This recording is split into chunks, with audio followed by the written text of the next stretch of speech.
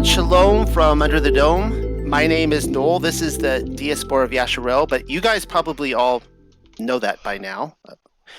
But what you probably don't know is that this is episode 22, I think. We've been going at it for 22 weeks, and now we actually took about 3 or 4 weeks off. I'll explain a couple reasons why. But I expect a smaller group because of that, because, a lot of people haven't gotten the memo that we're back on again. So a few weeks back, my wife and I, we decided to take the trip out to Missouri. It was a 2-week trip. It was a very long road, tiresome trip. And we're going to be spending the next 3 months out here for my wife's 3rd trimester until she gives birth. And we're going to be out here. And then we'll leave Missouri with either a boy or girl. We really don't know. Also, I'm here with Michael tonight, and Rob is MIA. Missing in action. We have not heard from him all day. Hopefully he will show up some point today. And I was going to say the other thing too is that we're just kind of concluding the Passover season. What's interesting about the Torah community is that the Passover season, it really goes for 6 weeks, depending on what calendar you're on. I think the Zadok calendar started off this year, and then I had it a week ago, and there's some people that are still 2 weeks off almost from Passover, or maybe another week from at least starting Passover. So we've got another 2 weeks to go. So we took a little bit of time off, about 3 weeks. Here we are. We're back. We're rolling, and I'm excited to be here. It was a nice break, but I'm also excited to be back here with you guys. So hopefully tonight we will be finishing our Hebrew Revelation study. I have to say, I feel a little off my game tonight because Rob is missing, and hopefully he gets here soon. Michael, how has your week been? You mentioned Zadok, so I was a week before you, so it was a normal work week for me, but it was great to get back into the flow of things. Yeah, we are, as I speak now, as the sun is getting ready to go down, we are finishing unleavened bread, and then it's back to the swing of things again. Then it's donuts tomorrow, you said? Yes, it's our 3rd or 4th annual get donuts the morning after unleavened bread. So yeah, hopefully there's some good donuts here in Missouri. I really don't know. Hopefully they have maple donuts. Those are really hard to find. But anyways, I'm asked what calendar am I on? I'm just on the I'm not on the Zadok. I'm not on the solar lunar calendar. I'm just on the typical calendar. I don't even know what to call it. But anyway, so let's go ahead and get started. And I think Michael, since Rob's not here, this is where Sure. This is where I feel off my game. But anyways, why don't you start reading from Revelation 21, and then we'll go from there. Sure, sounds great. This is Hebrew Revelation, Confidential Counsels, chapter 21. I saw new heavens and a new earth, for the first heavens and earth had perished. Also the first sea was no more. And I, Yochanan, saw the set-apart city, the new Yashar'el, descending from the heavens to the earth. And it was adorned like a wife who was adorned before her husband. And I heard a great voice from the throne which said, Look, the tabernacle of Yahweh is with man, and he will be Elohim to them, and they will be a people to him. And Yahweh Elohim will wipe off the tears from all the faces, and the death will no longer reign, neither any suffering or outcries or affliction. The former has passed by, and he who sat on the throne said, Look, I made everything new. And he said to me, Write, for these words are truth. Then he said to me, It is all over. I am the first and the last, the beginning and the end, and I will give the thirsty living waters for free. Whosoever overcomes will be possessor of all, and I will be Elohim to him, and he will be a son to me.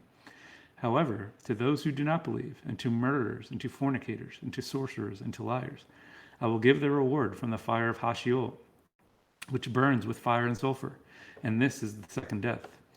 Then there came to me one of the 7 messengers, who had in their hand the bowls full of the 7 plagues, and he said to me, Come and see the wife, the bride of the Lamb. So he led me unto a mountain, which was great and high, and showed me the great city, the set-apart city, Yashar'el, descending from the heavens to the earth. And the glory of Yahweh was upon it, and its light source was like the goodly stone which is called jasper. And it had a great wall and 12 gates, and at the gates were 12 messengers, and the 12 names of the 12 tribes of Yashar'el. At the gates were 3 gates. At the east were 3 gates, and at the west 3, and at the north 3, and at the south 3. And the wall of the city had 12 foundations, and on them were written names of the 12 sent ones of the Lamb. And he who spoke with me had a reed of gold in his hand, to measure with it the city, the wall, and the gates. And the city lay as a square, and its length was the same as its width. And he measured the city with the reed, 12,000 stretches of field. And its length and its width and the height of the city are the same. And its walls were 144 cubits, according to the measure of a man which the messenger had. And the wall is of jasper, and the city of pure gold. And the foundations of the wall, even of the city, were decorated with goodly stones. The first foundation was a jasper, the second sapphire, and the third chalcedony, and the fourth turquoise, and the fifth ruby, and the sixth carnelian, and the seventh crystal, and the eighth topaz, and the ninth chrysolite, and the 10th agate, and the 11th jacinth, and the 12th amethyst. And the 12 gates were of pearls, and every gate was of one pearl. And the plains of the city were pure gold like pure glass. And I did not see the house of prayer in it, for Yahweh Sabaoth was the house of their sanctuary, and the Lamb. And the city does not need the light from the sun or moon, for the glory of Yahweh is a light source for them. And its light is the Lamb. And the set-apart peoples will walk in this light, and the kings of the earth will bring their wealth into it. And your gates will be open continually, day and night. They will not be shut, for there will be no night, and they will bring into it glory and honor from the nations. But no stranger will come near to him, only those whose name is written in the scroll of life. That is chapter 21. I will hand it off to Noel for commentary. Well, as always, there's a lot going on in this chapter. This is something I think I'm a little bit more intimately familiar with, this chapter, more than any other, particularly because with the Flat Earth movement several years ago, this was something we all kind of turned to very early on to talk about this idea of a city that is a, 1,400 square miles by 1,400 square miles. I think technically, Michael, in your name, 1380, I think that's what you calculated out to, right? 1,380 miles, which is, the idea that John is being taken to this mountain and seeing it come down, and then you try to figure out how in the world does this mountain, this city actually fit on a globe. It doesn't. It doesn't work on a globe whatsoever.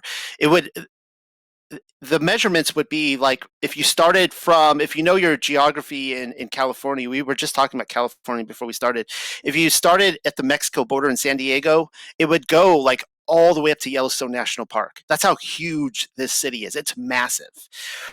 So I'm going to kind of start talking about this chapter in a little bit of a reverse order. I wanted to start at the very end because, as you guys know, I don't know why I have such a hang up on this, but I've really been investigating this idea of, is my body a temple?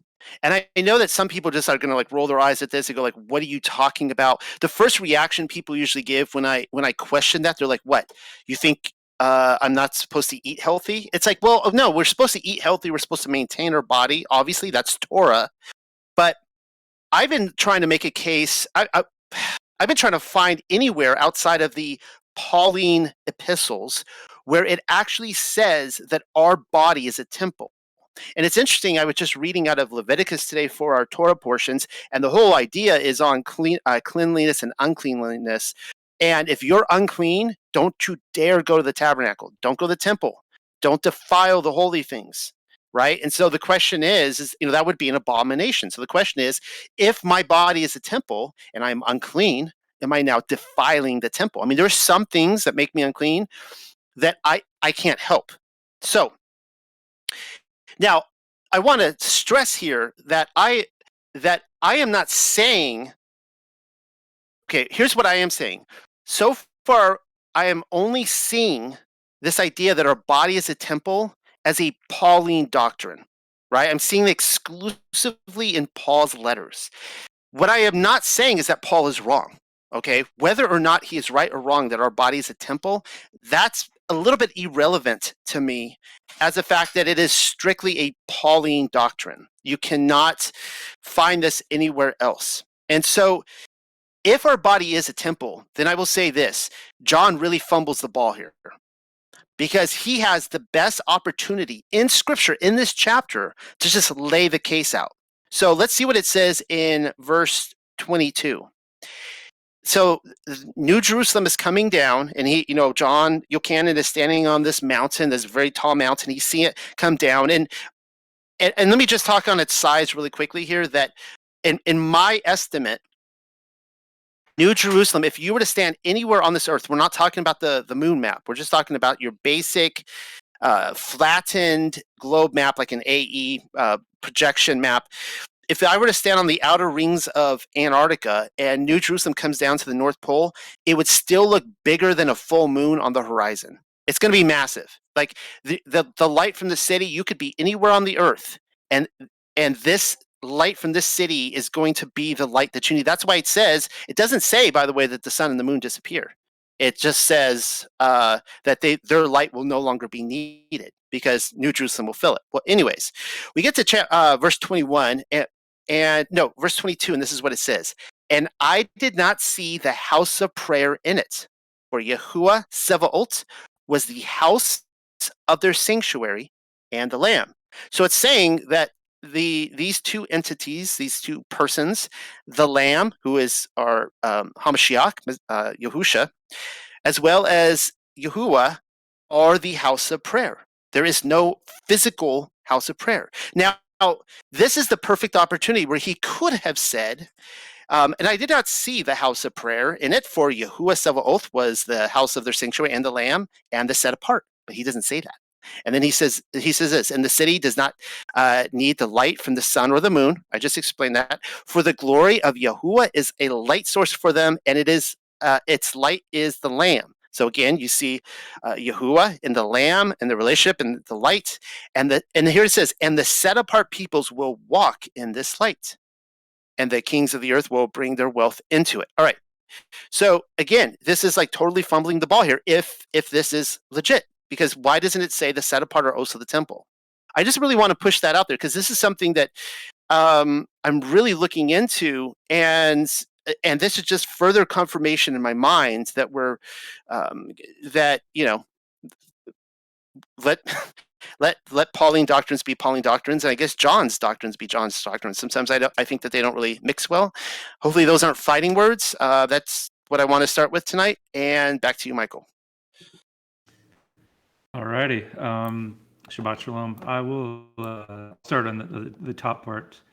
I thought that was interesting on verse 1, and I guess I'll read both for people who don't have the PDF. And I saw a new heaven and a new earth, for the first heaven and the first earth were passed away, and there was no more sea.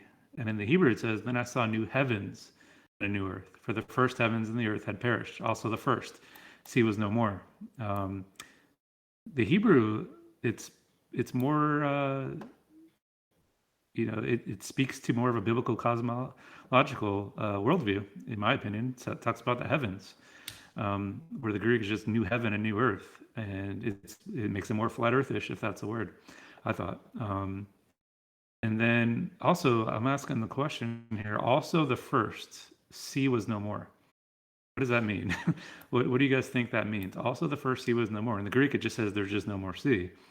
But in the Hebrew, it says also the first sea was no more. I'm wondering if, because you're going to see a pattern, and I'll speak on it, of, there's bookends of the Bible here. So there's the Genesis creation model, and then this is the great eighth day. This is Revelation, eternity, tree of life in both instances, creation. But then the sea was in Genesis 1. So I'm wondering if that sea will be no more. I don't know.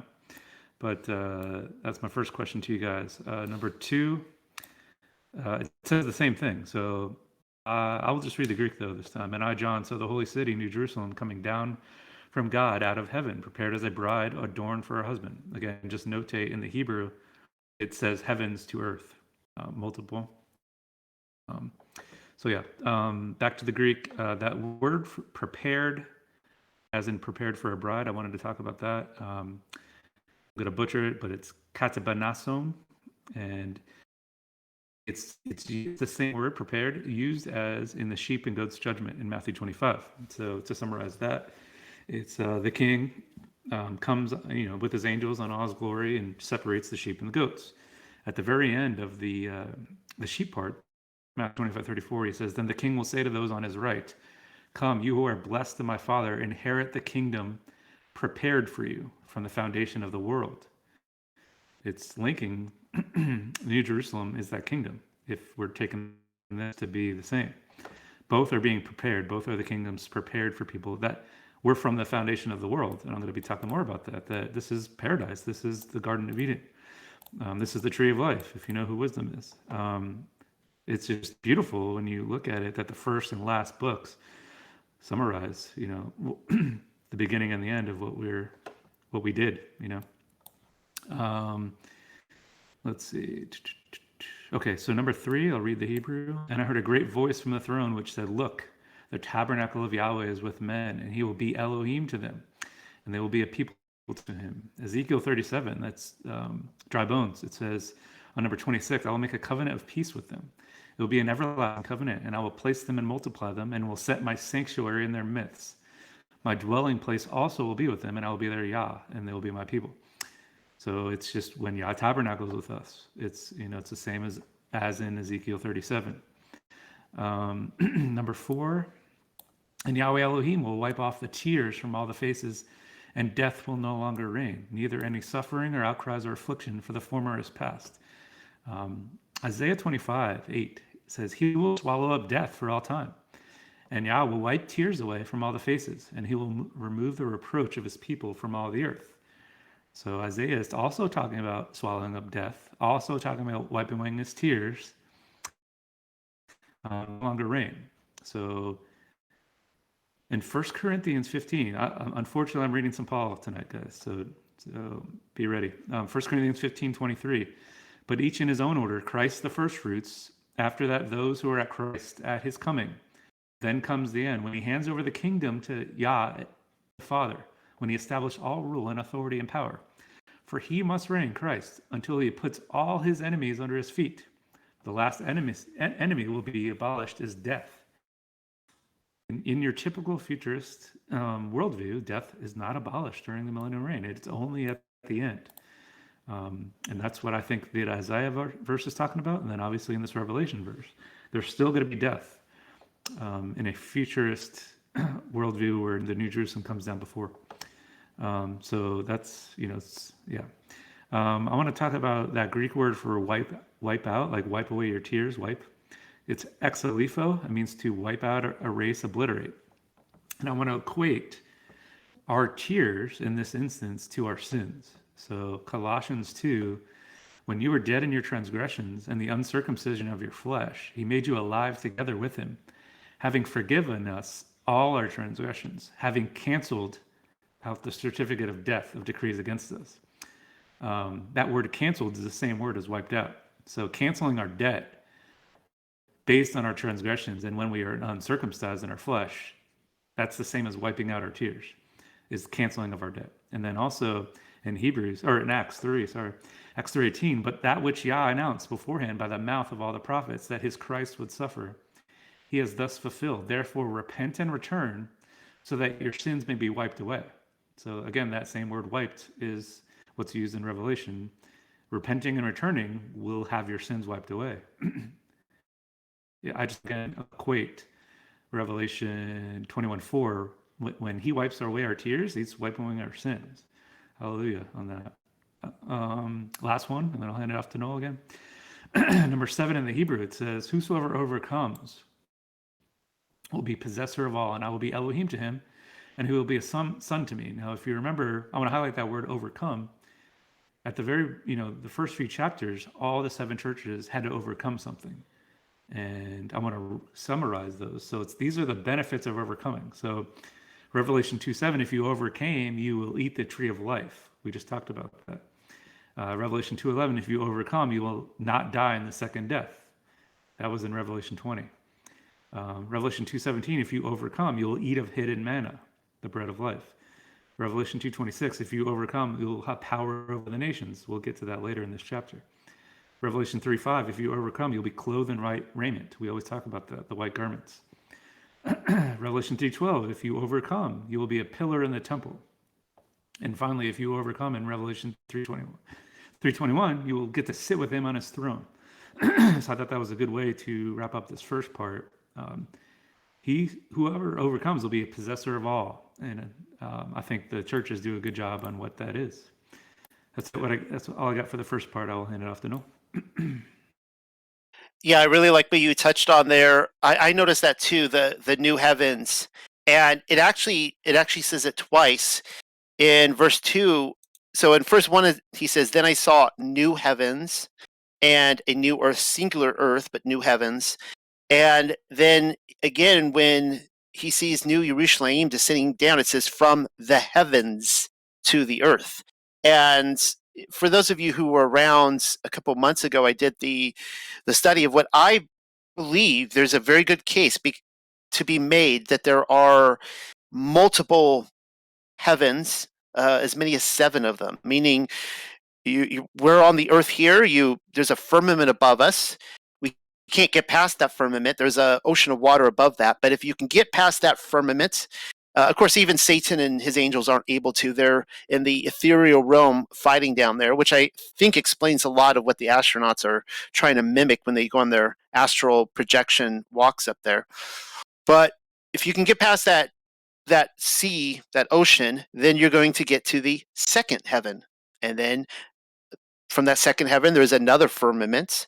And then you get to the third heaven. And it's in the third heaven where I believe the Garden of Eden is, paradise, as well as Gehenna and New Jerusalem, which is descending down. So New Jerusalem only has to descend through the from the third to the second and the first down to the earth, whereas Yahuah, the Most High Elohim, he's up on the penthouse, up on the 7th floor, and that's my understanding from reading multiple texts. And I gave that case. So if anyone is new to that, you might want to look back at that. So I think it is interesting here that it's talking about the heavens plural, and it lines more up with that worldview. Secondly, verse 3 here, I should have mentioned this last time when it was my part, but notice what it says here. I mean, this is very different from our understanding of, our bodies are a temple now filled with the Ruach HaKodesh. Well, it says right here, "And I heard a great voice from the throne which said, 'Look, the tabernacle of Yahuah is with man.'" Wait, what? "And he will be Elohim to them, and they will be a people to him." So he's not tabernacling with man now. That uh, apparently that hasn't happened yet. This idea that the tabernacle, the temple, it has come down. So just wanted to point that out.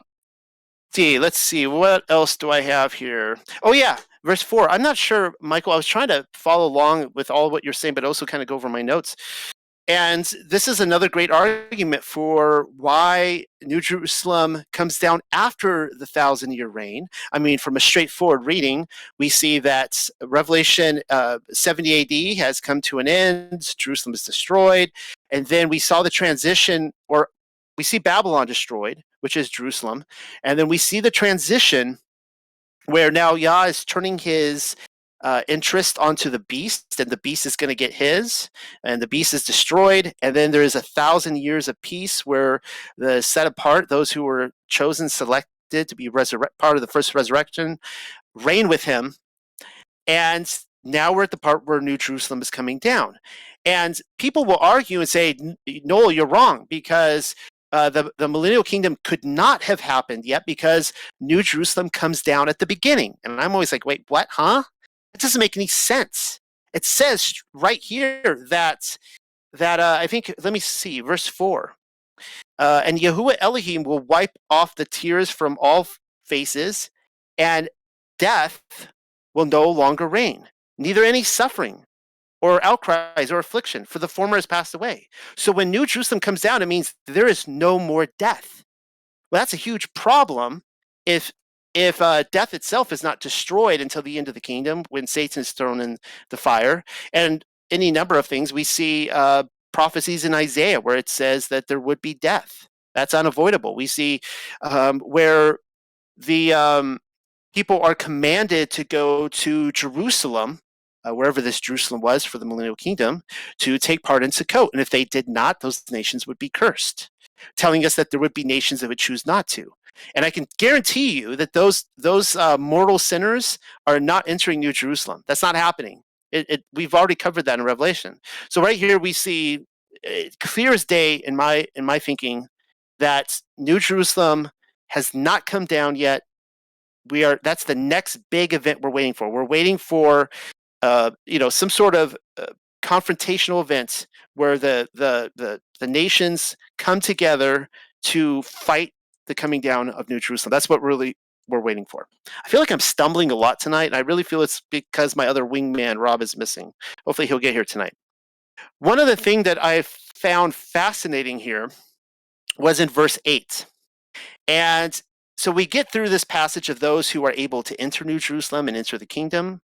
And then we come to this right here where it says, however, to those who do not believe, and to murderers, and to fornicators, and to sorcerers, and to liars, I will give their reward from the fire of Hashiel, which burns with fire and sulfur, and this is the second death. Now, whenever it mentions these sins in Revelation, I think it's worth paying attention to. There's only 4 sins that are mentioned here: murder, fornication, sorcery, liars. We're going to get to in the next chapter where these same 4 sins are repeated in chapter 22, verse 15. They say they're murderers. Fornication is then changed to adulterer, which I think is a better translation anyways. Whenever I hear fornication, I always want to see what the translator is getting at with that word. It usually just means sexual immorality, but it doesn't really specify as much as adultery clearly does specify.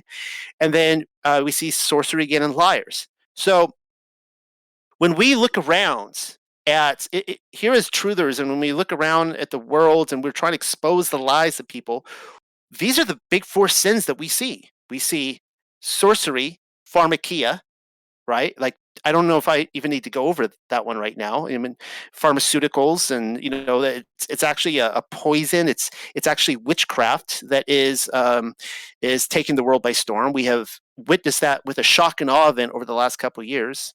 The other is liars. What do we see everywhere? We see these hoaxes. I mean, it's almost like nothing in the media anymore isn't a lie.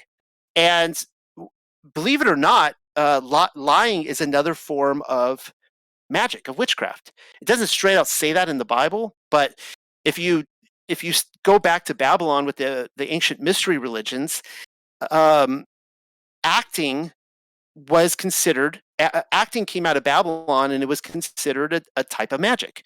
You would put on a stage performance, actors would get up there, and the important thing was it had to be fake. It wasn't real. They had to fake it for the audience. And as they get up there and perform, and they cause people to respond with tears of joy or sorrow or fear or anger, laughter, whatever it is, the magic is doing its work. The spell is cast, and they are opening the actor works as a shaman, a spiritual shaman, to open up the door from this world to the next. And this is what we're seeing all over the world. It's called performance witchcraft. So whenever you hear like liar, liar, pants on fire, right? And the book of Revelation is huge on liars. It makes a huge emphasis on the liars are going to be cast into the lake of fire because the liars are deceiving the world. So we see those 2 things. We see pharmakia, we see liars, we see murderers, which, as you guys know, the elite have their satanic rituals. It's really strange how I think about this a lot, the balancing act where secretly, with the Vatican and other places in London, and Buckingham Palace and so on, they have all these sick, satanic, ritualistic murders that they don't advertise. But then what they do advertise publicly, most of it is hoaxes. Kind of interesting how that works. And then the last, of course, is fornication. I like chapter 22's identification a little bit better of adultery. It's a spiritual adultery against Yahuah. But as you can see with the intel community, what they're working so hard to do is to destroy the family, to break up marriages. It's everywhere in music, in movies. I mean, they want to break up marriages, they want to break up families, and so on and so forth. And I'm going to hand it back over to Michael. But one other thing I forgot to mention that he brought up a really good point was in verse 1 where it says that the sea is no more. And here's my thought on that. John Q in here made a great comment. He said that sea can equate to Gentiles, which I think it from a metaphorical, symbolic, allegory, whatever, a picturesque revelation, I would say absolutely that's probably correct, that the Gentiles, that Goyim, will be no more. The only people that are going to be left on this earth are those who have crossed over. They're a Hebrew. They come from the house of Yashar'el, which also will at this point include Yehuda. However, I think that there's something very literal to this too, that there will literally be no oceans, and they're going to get drained down to. I actually think maybe after the creation week, I can't prove this, but I kind of think that there weren't really oceans. They were maybe very big, like almost bigger rivers or something. I mean, I know we have whales and sharks and other things like that, but I almost wonder if the oceans we have today are post Noah's flood, and we're going to see those completely submerged down, and it's just going to be because we're going to have all this land for all the set apart to live on at that time. So that's my thought on that. Anyways, Michael, I'm going to hand it back over to you. All right, good stuff. I only have a little bit left on this chapter. So Noel hit it on his first part, the size of the New Jerusalem, the size. So whether it's 1,380 miles, that's not me measuring it. That was somebody else that I was researching, and I thought it was interesting number, so I chose that name. But some say 1,400, some say 1,500. But if it's around 1,400 to 1,380, and he's not in the room, but Dave, if you take Tampa, Florida, which is where I'm from, to New Hampshire, is where Dave's from. That's 1,400 miles. That shows you how large this kingdom is. That's going to be huge. And so I just wanted to put it into perspective as far as miles. Tampa to New Hampshire. All right, continuing, let's go on number 11. And the glory of Yahweh was upon it, and its light source was like the goodly stone, which is called jasper. I'm going to go back to the Greek because they both say light, but the Greek word for light, phoster, P-H-O-S-T-E-R, a luminary, a light. Philippians 2:14 says, "Do," and I think it's temple, not. We're still supposed to be called to be lights. Do all these things without complaining or arguments, so that you'll prove yourselves to be blameless and innocent, children of Yah, above reproach in the midst of a crooked and perverse generation, among you whom you appear as lights in the world. That word light is the same word used in this Revelation passage about her light. So whether we are the temple or whether we are just lights in the temple, aka jewels, this verse is saying, don't complain, don't have arguments, prove yourself to be blameless and innocent in the midst of a crooked and perverse generation, that you appear as lights. That's awesome, guys. That's what we're supposed to be doing in this wicked world that we currently live in, which will be the same light as the New Jerusalem has. Number 18. I'm going to read the Greek. It says, "And the building of the wall of it was jasper, and the city was pure gold, like unto clear glass." This will be my last words today on this chapter, but that word for clean is katharos, and it's also used in Hebrews 10:19, and I think it does a great job of just describing this.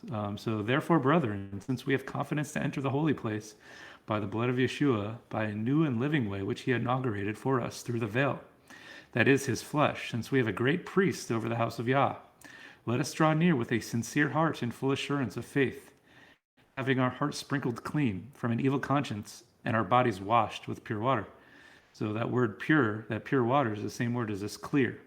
So in order to get your sins washed away with pure water, which is the living water, which we already talked about, you have to have a sincere heart, and your hearts are going to have to be sprinkled. And so the city was pure gold, like unto clear glass. So it's all these analogies of this clearness, this wiping away of sins, that Yeshua will do to us once we're resurrected, because he is our high priest. But again, just highlight the sincere heart. That's what we need to have in order to obtain this. Number 24, read both. "And the nations of them which are saved shall walk in the light of it." I'll only read that. And in the Hebrew it says, "And the set apart peoples will walk in this light." So I thought that was awesome and interesting. They turned it from nations to set apart people. The Greek usually keeps nations, because there's nations and then there's Israel. But in this Hebrew version, it says the nations of them which were saved turned into the set apart people. But it's interesting because then you go down in the Hebrew in 26, he says nations again. So I wish Ronit was here and she can look at the Hebrew to see if it's two separate words. And they will bring into it glory and honor from the nations.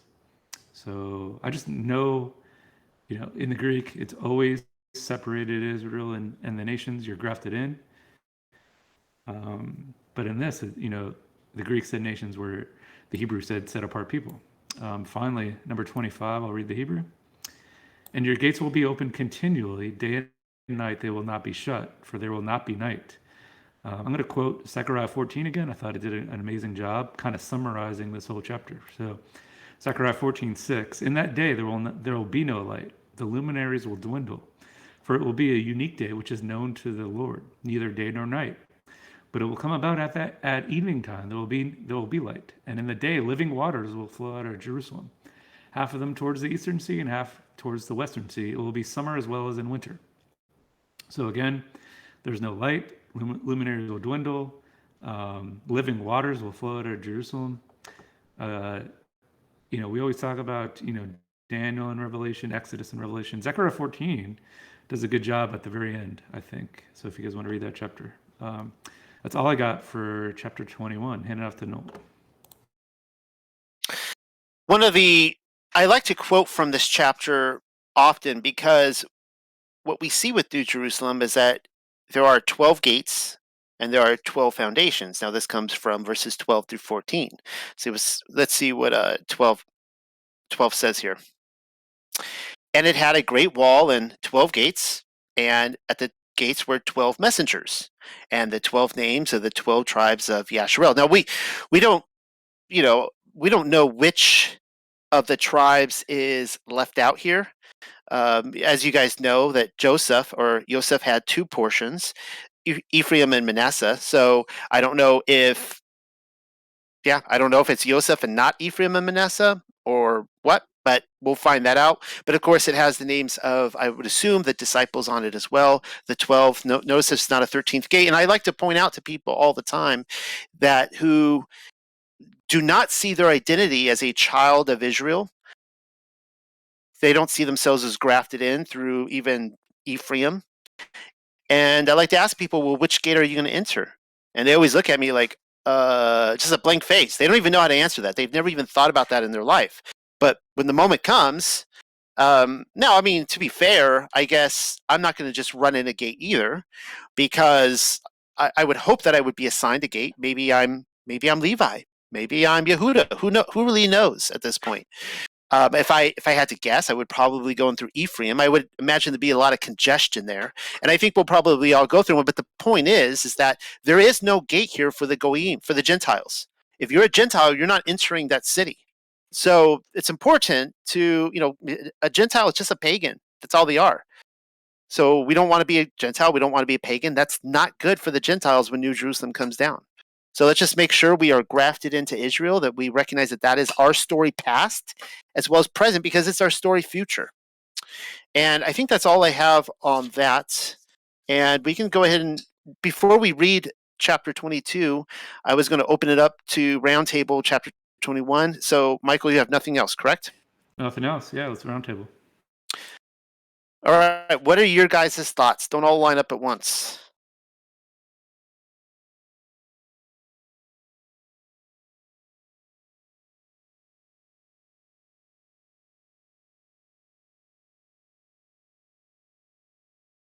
Don't all rush to the platform. Don't stampede over each other. Nobody has anything. Did you? I couldn't find exactly what I was looking for earlier, but the difference or the similarities between the priestly breastplate of the Levites and then the stones in this. What do you think about that? My only thought on that is that I never thought to make that connection. So that sounds really fascinating. That there is a possibility, or a scenario in which the breastplate might line up. I don't know. Does anyone else have any thoughts on that?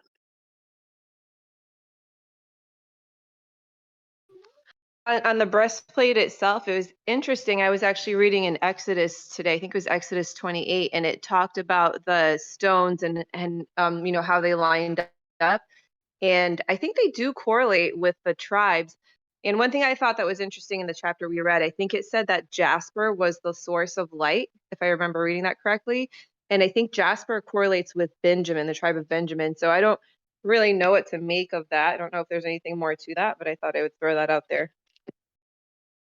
And I know it's I think it's Midrash, but they say that the breastplates and the tribes were based on when they were born. And then I saw a study that these breastplates in Revelation were linked to people, the apostles, as when they were anointed by Yeshua. So I couldn't find an exact exact match, but I thought that was interesting if it's similar. Without checking online, I know that there are 12 that go into the breastplate. So just like, obviously the 12 gates and so on and so forth. So again, we're missing a tribe. Does anyone know which one is being missed from the breastplate? We'll just call this biblical trivia. If somebody knows, please shout it out. Did anyone else have any thoughts on this? Oh, it's Dan. Is it Dan? See, if I would have guessed any tribe, it's Dan. You remember Dan? Oh, go ahead.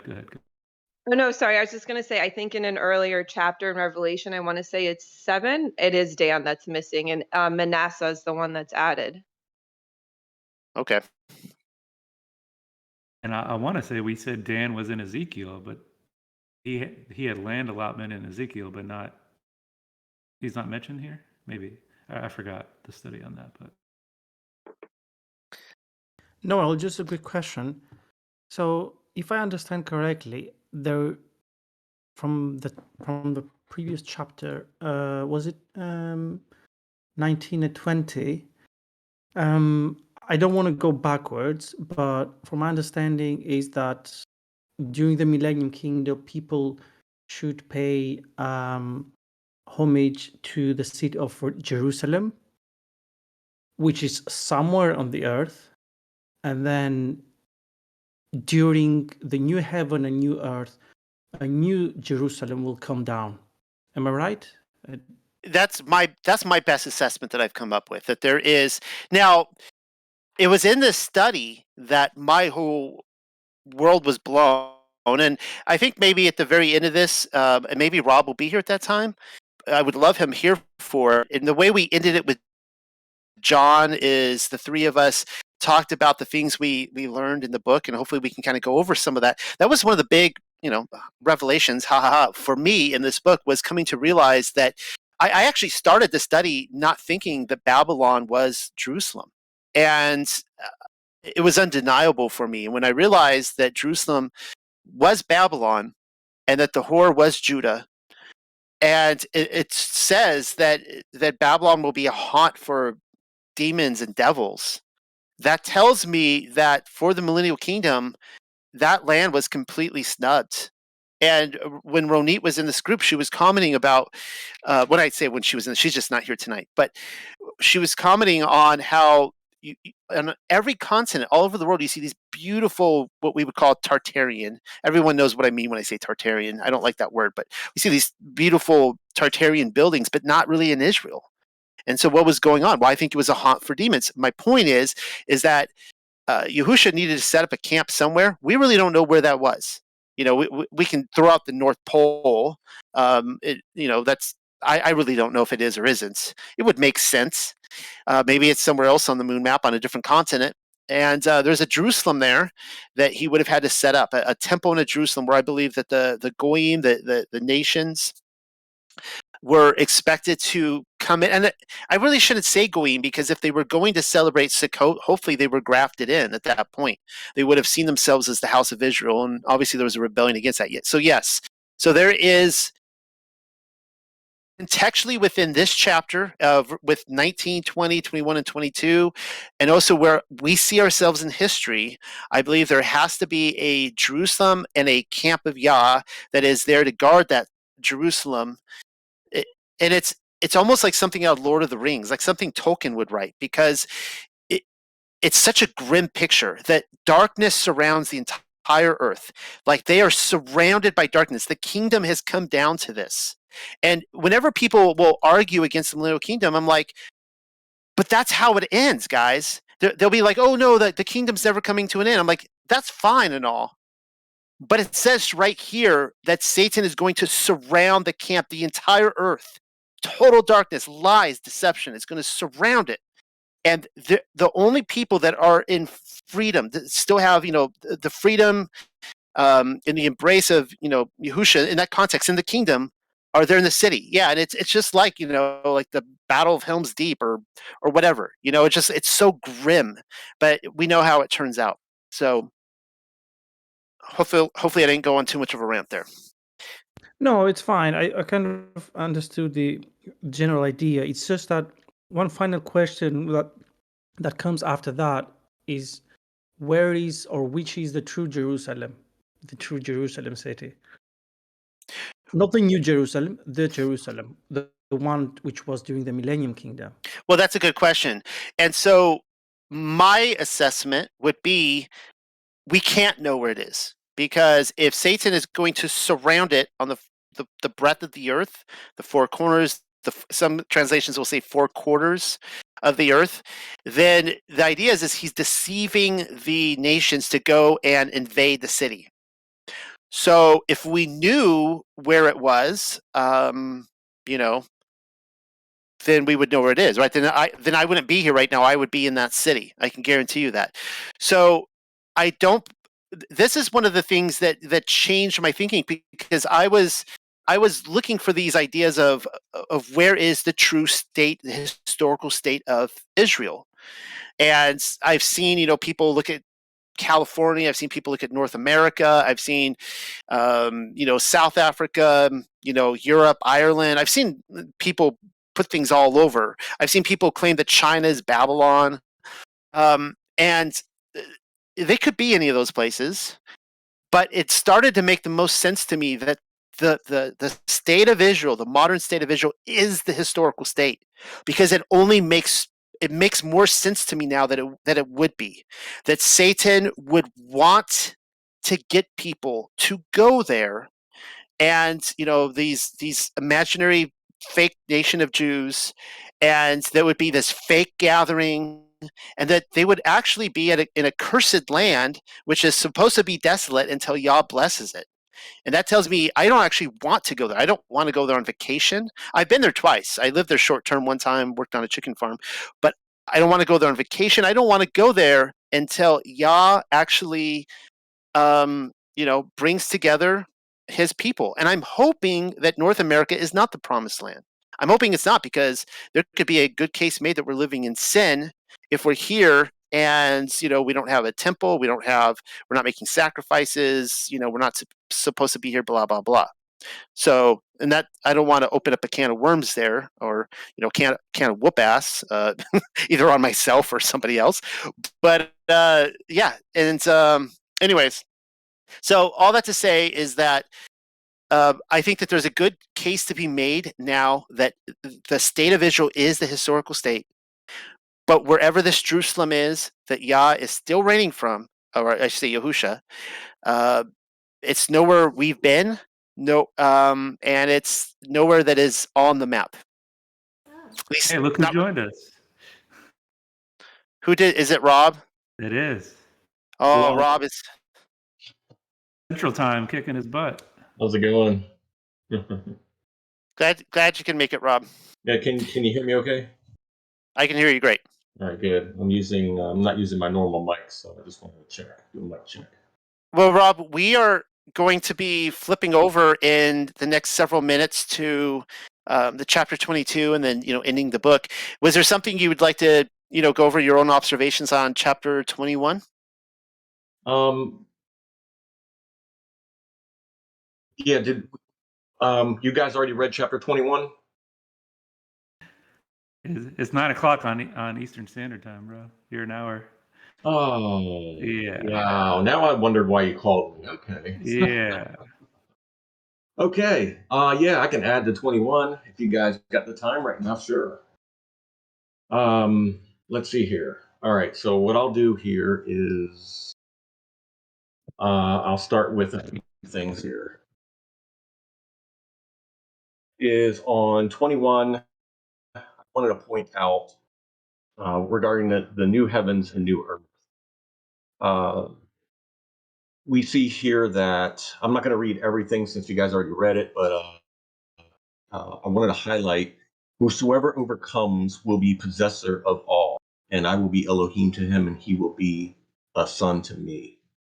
And then it says, however, to those who do not believe, murderers, fornicators, sorcerers, and liars, I will give the reward from the fire of Hashiol, which burns with fire and sulfur, and is the second death. So I just wanted to emphasize that the overcomer possesses all, and here we see when it talks about when it comes to the new heavens and new earth, the overcomers will be the ones who possess it. And then second here, I want to add is regarding the former things. Now we see here the former things when Yahweh Elohim will wipe away the tears from all faces, and the death will no longer reign, neither any suffering or outcries or affliction, for the former has passed away.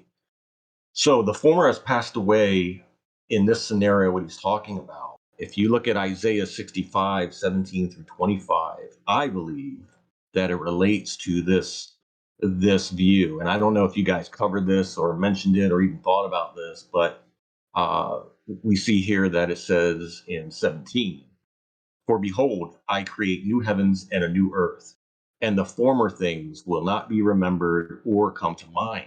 So once again, it's talking about the new heavens and new earth, what Isaiah is prophesying here. And the next part that I think is very intriguing, but be glad and rejoice forever in what I create. For behold, I create Jerusalem for rejoicing and her people for gladness. And that Jerusalem is the New Jerusalem. And in 19, I will also rejoice in Jerusalem and be glad in my people. And there will no longer be, so we're talking about the former things being passed away, that was just mentioned in Revelation, no longer be heard in her the voice of weeping, the wiping away the tears, the sound of crying. No longer will there be in it an untimely death, okay? Or any old man who does not live out his days. For the youth will be 100 years old, and the sinner dies at 100 years old will be a curse. They will build houses and inhabit them. They will also plant vineyards and eat their fruit. They will not build and another inhabit. We read this on the tribulation where they would build and then someone else would inhabit it. So here it's not going to happen. They're going to build and no one's going to inhabit it. No one else is going to inhabit it but them. It's going to be theirs. They will not build another. For the days of my people will be like the days of the tree of life. For the deeds of their labor will grow old. They will not labor in vain or bear children for calamity. For they are the offspring of those blessed by Yahuah, and their descendants with them. It will also come to pass that before they call, I will answer, and while they are still speaking, I will hear. The wolf and the lamb will graze together, the lion will eat the straw like the ox, and the dust will be the serpent's food. They will do no evil or harm in my holy mountain, says Yahuah. And I believe that reference to the holy mountain is New Jerusalem. So a couple things I wanted to point out in Isaiah in reference to fitting in with the new heavens and new earth. And I know some will take this paragraph, so to speak, and fit it into the millennial reign. And because it talks about sinners die, at 100 years old and will be accursed. Well, I would see that as when the new heavens and new earth is in place in working in how would you say in place, that who's to say that there's not going to be uh, others being born and having the choice to sin or make these choices, just like the angels were created, right, in righteousness and holy, but they still had the choice and option to sin. So I say that because as you read down in verse 23, they will not labor in vain or bear children for calamity. So that poses the thought that the people living in this new heaven and new earth with the Torah written on their hearts may very well be able to bear children. And that children will be the offspring, as it continues, for they are the offspring of those blessed by Yahuah and their descendants with them. So to me, reading this, it appears that they will be offspring in this new heaven and new earth time era if you're fitting in this Isaiah 65 passage with it, which I believe it fits. And that there can be the choice of sin, because you see, if one person is 100 years old, which is considered young, and they are accursed because they chose to sin, they chose to walk away. They as the fallen angels had that choice and did so themselves. So I wanted to bring up this match to Revelation that maybe no one really talks about or considers, but I think this is something that should be weighed and looked at as a explanation for Isaiah 65, right? Uh, then I want to add, and I hope that was helpful. Hopefully I explained that well for people to review and think about and digest. So next one I want to talk about is the glory of Yahweh. Okay, we read here in Revelation 21, 9 through 11, come and see the wife. And I put in parentheses here, is this, and I bet you guys probably brought this up. Come see the wife, the bride of the Lamb. Could that possibly be come see the wife and the bride of the Lamb? I don't know. Depends. Yeah, Yochanan saw the set apart city, the New Jerusalem, descending from the heavens to the earth, and it was decorated like a wife who was adorned for her husband. Then a great voice from the throne said, the tabernacle of Yahweh is with man. So the tabernacle to me is the set apart city, New Jerusalem. It will tabernacle with man, and he will be Elohim to them, and the glory of Yahweh was upon it. That's what I'm going to touch on here. The glory of Yahweh. I don't think many people talk about this. So I believe that the glory of Yahweh referenced here is in Proverbs 25:2. We read, it is the glory of Yahweh to conceal a matter. Okay. And I know Noel and Michael here will pick up on this, is that concealing a matter and revealing things. Well, that is the Ruach HaKodesh. That's wisdom that is a teacher, is the helper that reveals things. Okay, so we see that in Proverbs 25:2. The glory of Yahweh conceals matters. Let's read further. John 11:4. But when Yeshua heard this, he said, this sickness is not to end in death, but for the glory of Yahweh, so that the Son of Yah may be glorified in it. Also see the reading we did on John 16:13-14, the Spirit of Truth, and that specifically talks about the glory of Yah. John 11:40, Yeshua said to her, did I not say to you that if you believe, you will see the glory of Yahuah? So we know that those who truly believe are then indwelt with the Ruach HaKodesh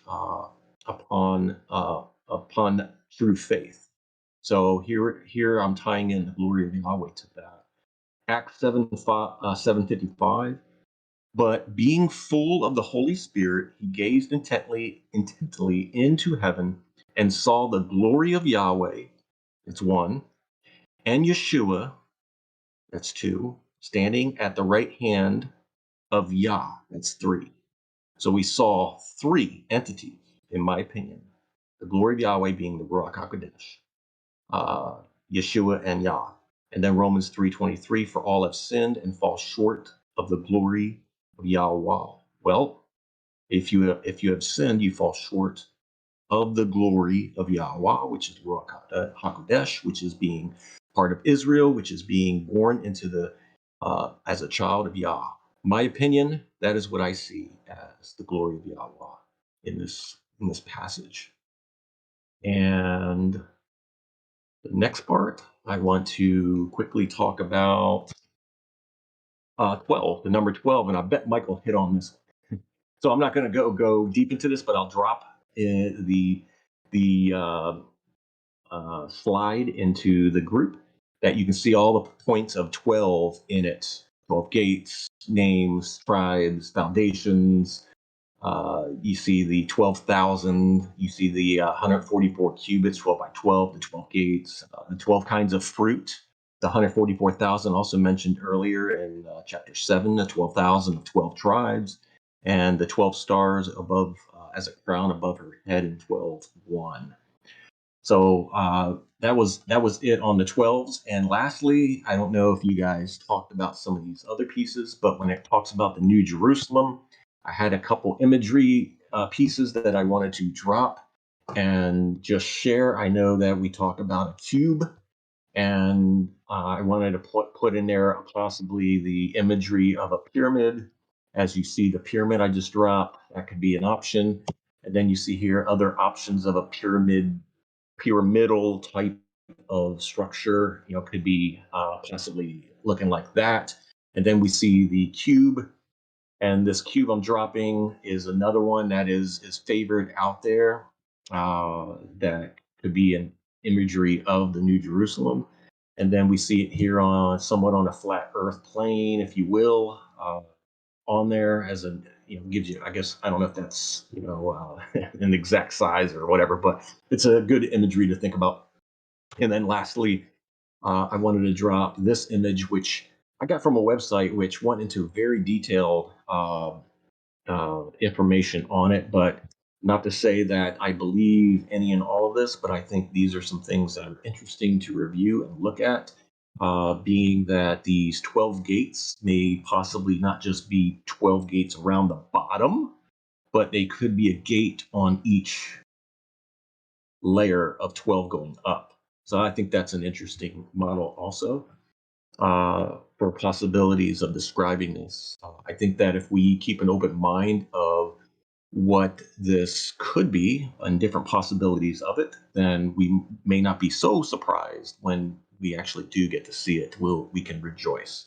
So I think that was a quick 5-10 minutes of my slides of 21, and I hope that some of that information was thought-provoking and added to what Michael and Noel just shared. So any comments on that, Michael or Noel, please let me know.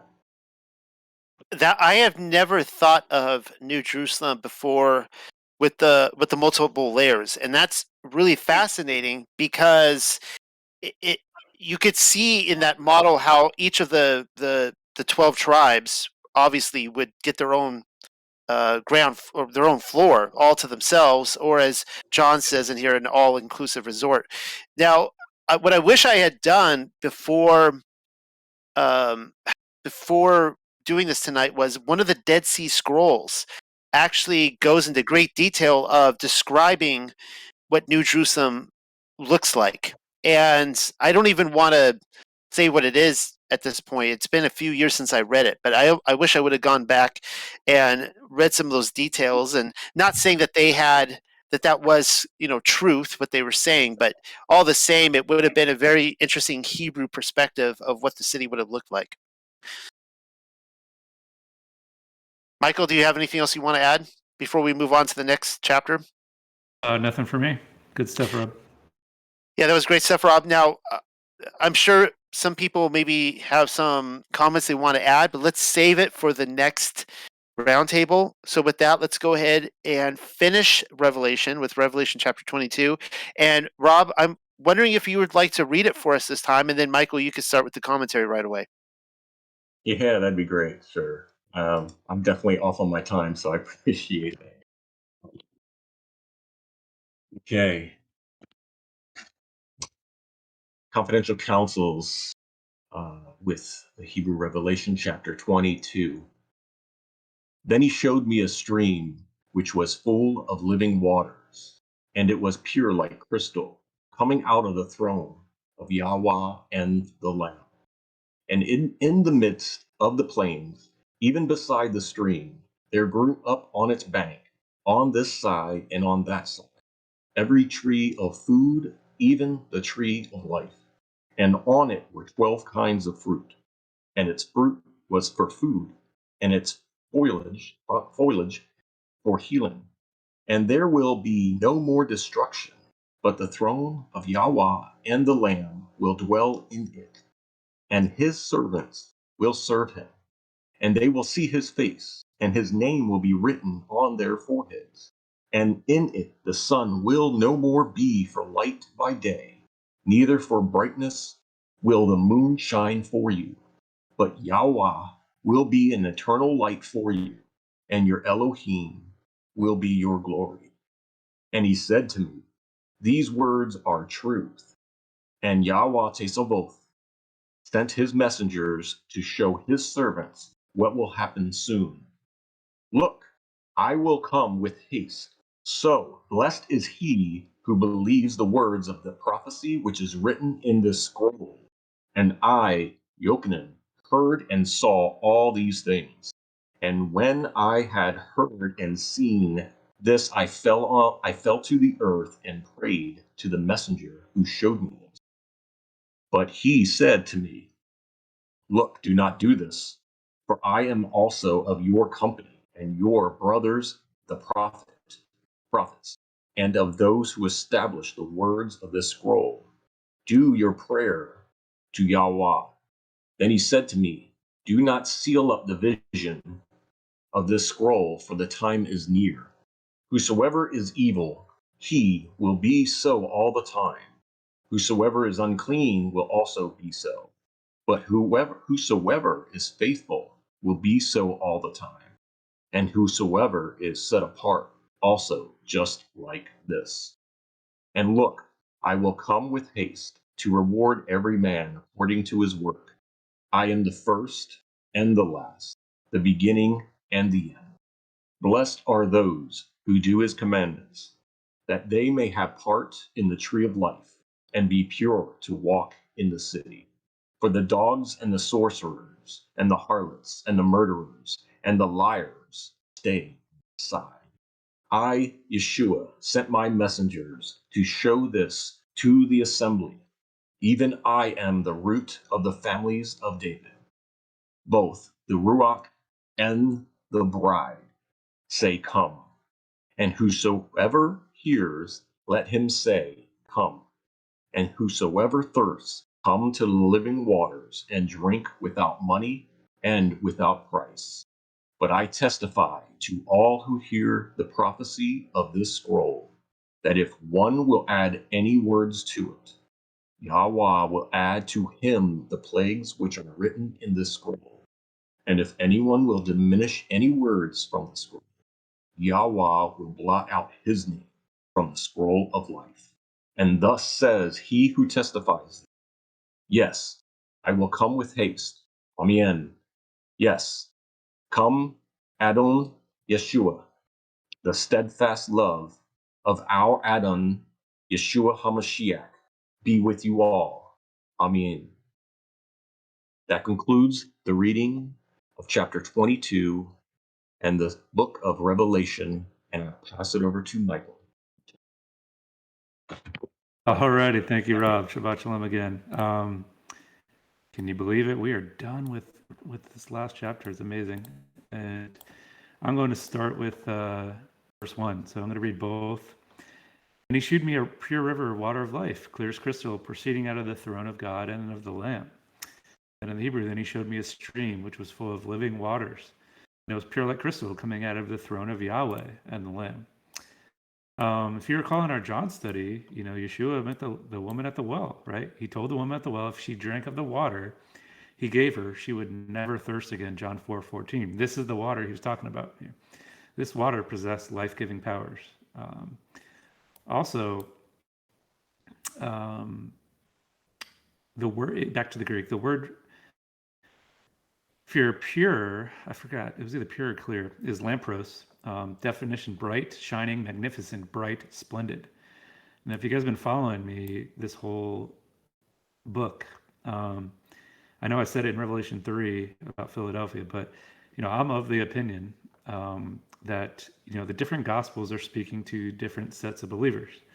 In my opinion, Luke is speaking to the set apart. So Luke 23:10 says, "Now the chief priests and the scribes stood there, vehemently charging him, and Herod, together with his soldiers, treated him with contempt and mocked him, dressing him in a brightly shining robe, and sent him back to Pilate." That word "shining" is the same word in this verse in chapter 1. It would be clear as crystal. So that's how bright it is. So why is Luke saying Yeshua was dressed in a white robe? You go to Matthew and Mark, it's purple and scarlet. You can't get around that. It's my opinion. Like I said, it's because Luke's speaking to the set apart. And there's many clues like that. And I mentioned that in my Revelation 3 verse. But also in Acts 10, Cornelius, Acts 10:30 says, 4 days ago to this hour, I was praying in my house during the 9th hour, and behold, a man stood before me in shining clothing. And he said, Cornelius, your prayer has been heard, and and your charitable gifts have been remembered before Yah. So this man, which probably is an angel, obviously, stood before me in shining clothing. That shining is the same word as Yeshua was wearing, his robe, and then also clear as crystal. So this angel was wearing a shining clothing and speaking, for Yah to Cornelius. So this is what we'll be wearing. We'll be wearing these robes of righteousness, these wedding garments, but they'll be bright. They'll be bright and shining, clear as crystal as well. Number 2 in the Hebrew. And in the midst of the plains, even besides the stream, there grew up on its bank, on this side and on that side, every tree of fruit, even the tree of life. And on it were 12 kinds of fruit, and its fruit was for food, and its foliage was for healing. And I kind of brought it up at the beginning of my intro in the last chapter, but the tree of life is making an appearance now. It's making an appearance at the very end. We have to go all the way back to the beginning in Genesis. It makes an appearance. It's a perfect book cover. It bookends. It shows where we fell and where we're going. Thank you, Yeshua, for his sacrifice and to be the high priest of that paradise. But I just wanted to highlight that, the bookend, tree of life, paradise, New Jerusalem, at the very beginning and at the very end, it's a summary. It's showing you, it's a tremendous, story. Number 3 on the Hebrew, and there will be no more destruction, but the throne of Yahweh, and the Lamb will dwell in it, and its servants will serve him. Zechariah 14 again. Zechariah 14:11. People will live in Jerusalem, and there will no longer be a curse, for Jerusalem will dwell in security. And the Hebrew didn't say it. Hebrew said destruction, but in the Greek it says, and there shall be no more curse. So during the millennial reign, aspects of the curse remained. Sin and death continued, and the serpent still ate dust. So, for example, and I think Rob mentioned this, Isaiah 65:20, no longer will there be an infant who lives only a few days, or an old person who does not live out his days, for the youth will die at the age of 100, and the one who does not reach the age of 100 will be thought accursed. And then number 25, in the same chapter, the wolf and the lamb will graze together, and the lion will eat straw like the ox, and dust will be the serpent's food. There will be no evil or harm on my holy mountain, says the Lord. There's still curses in the millennial. Here it's saying there's no curses. That's how I see it. Curses are done with. I was going to bring it up last chapter. We got a little sidetracked, it's a Paul verse, but handing the keys back to the Father. When does that happen if the New Jerusalem comes down at the beginning? He hands the keys back. I don't know. To me, the Father has to be dwelling with us, right, to hand the keys back. And as we read in the last chapter, it's when the New Jerusalem comes down. I don't know. I don't know what to make of that, but there's something to that. There's something I'm missing where Yeshua has to hand back the kingdom. To me, that's the end. That's the very end when we live eternally. And there's nothing else.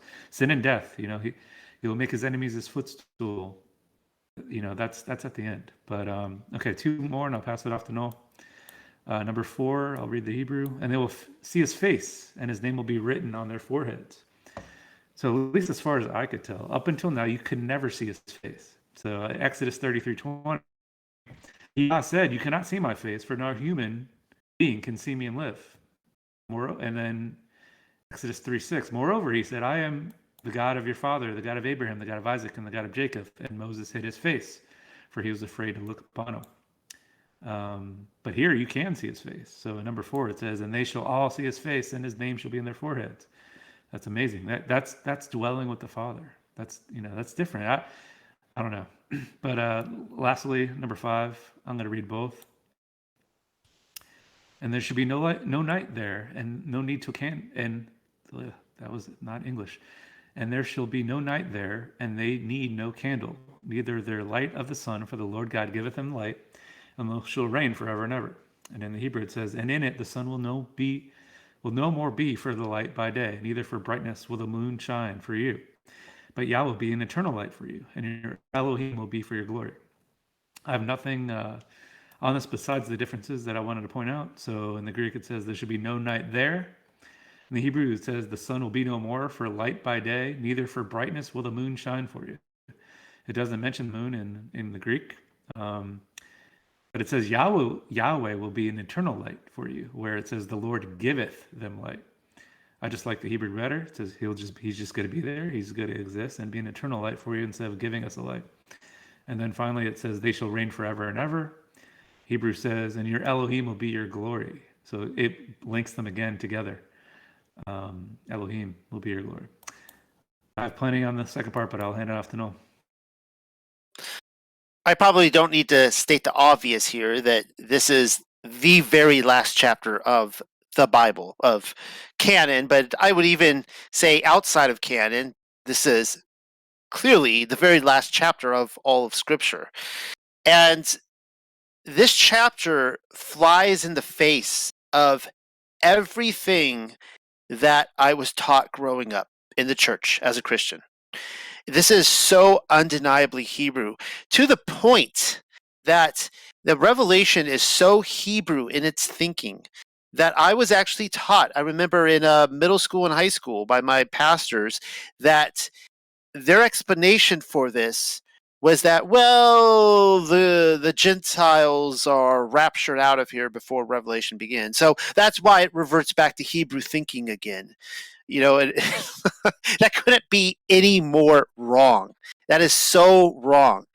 And look what it says here in, let's see, what chapter is it? Verse, I think it's 11. And well, let me start in 10 here. It said, "Then he said to me," and this is Yahushua speaking, "Then he said to me, do not seal up the vision of the scroll, for the time is near." Now, by that, he's saying that the time of this scroll, this book being unfolded, is very, very near, right? Which is a little awkward if 2,000 years have gone by and it still has yet to be fulfilled. And then it says this, "Whoever is evil, he will be so all the time. Whoever is unclean will also be so. But whoever is faithful will be so all the time. And whoever is set apart also just like this." I was actually, and this is sick. This is what I was taught. This is sad reality of what I was taught in a very dispensational thinking church, was that that in the time of Revelation, which would be future tense, Yahuah reverts back to an obedience type of scenario where Christians don't have to be obedient. We've got grace. We're good. But when we're raptured out of here, we're going to return to this. And, it's interesting. Yahushua is saying here, like, yeah, those people who are evil are going to remain evil. Those people who are unclean are going to remain unclean. But you, if you are faithful, you will be so all the time. And this is the contextually here that these things are about to unfold. And then even more of a slap in the face is at the very end. It says, "But I testify to all who hear the prophecy of the scroll that if one will add any words to it, Yahuah will add to him the plagues which are written in this scroll," which means adding anything to change the explanation, to conform it to your Talmud, your Christian Talmud. And then if anyone will diminish any words from the scroll, scroll. Yahuah will blot out his name from the scroll of life. And that takes me back again to my theme verse, Revelation 14:12. The perseverance of the set apart are those that keep the Father's commands and the testimony of Yahushua. Let's not add to that, but nor take away from that. Let's not say, well, we don't have to really keep the Father's commands. We just have the testimony of Yahushua, which at that point it's not even the testimony of Yahushua, because he told us to keep the commands. So now you're keeping someone else's testimony. I'm rambling at this point, but I love the way this chapter ends. It is such an amazing ending to the Bible. I will say before I hand this over to Rob, and I'm curious what Rob and Michael have to say about this, because I remember in their feminine Ruach HaKodesh study, they talked about the fruit of the tree and the fruits of comparing it to the fruits of the Spirit, and that there are, I think, 12 of them, correct? Well, this is where I really wish Ronit were here tonight. I was planning on her reading verse 2 in the Hebrew and telling me what she thought about this, because the translators of this book, now she would really butt heads with the translators of the book, because they have one way to look at this, and she has another. But they put in their notes here specifically that the 12 kinds of fruits are not referring to the tree of life. Now, I'm not reading from the Hebrew, so I can't say firsthand, but what they're saying is that is actually an unbiblical idea. This would go back to Torah, where you are not to have more than one type of seed in a field. You're supposed to separate them. And so they ask the question, why does the tree of life get to have 12 different types of fruit on it if you can't mix in any ordinary situation? So what they're pushing here in verse 2, according to their translation, if you read it very carefully, is that they're stating that it says there grew up on its bank, on this side and on that side, every tree of food. All right. So they're saying, what they will say in their notes here is that every tree of food produces these 12 kinds of fruit. I'm still not seeing what they're seeing, but that's what they're arguing. And I don't have an answer for that. I don't have a dog in that fight. I don't really know. I'd be curious to hear what you guys think. I'm going to hand it over to Rob. Okay, yeah, I'm going to touch on the tree of life and the fruit. But first, I want to start with this part about the fruit, about bearing fruit, and we see here that in John 15:16, you did not choose me, but I chose you and appointed you that you should go and bear fruit, and that your fruit should remain, so that whatever you ask the Father in my name, he might give you. So I'll start with that. And what I want to begin regarding the tree of life and the river of life, I'll start with the first part of the chapter, talking about the stream which was full of living waters. And we see those living waters also mentioned in 21 verse 6. And it was pure like crystal, coming out of the throne of Yahuah and the Lamb. And in the midst of the plains and beside the stream, there grew on a bank, as Noel just mentioned, every tree of food, even the tree of life. And on it were 12 kinds of fruit. All right. And it was for food and for foliage for healing. And there was no more destruction and so forth. So what I want to talk about is the tree of life and its fruit.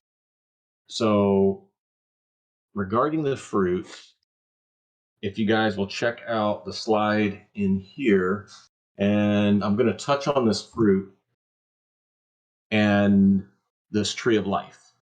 So we read in Proverbs 3:18, and this she that's referencing here is wisdom, when it's talking about wisdom in the prior verse or two, or that chapter.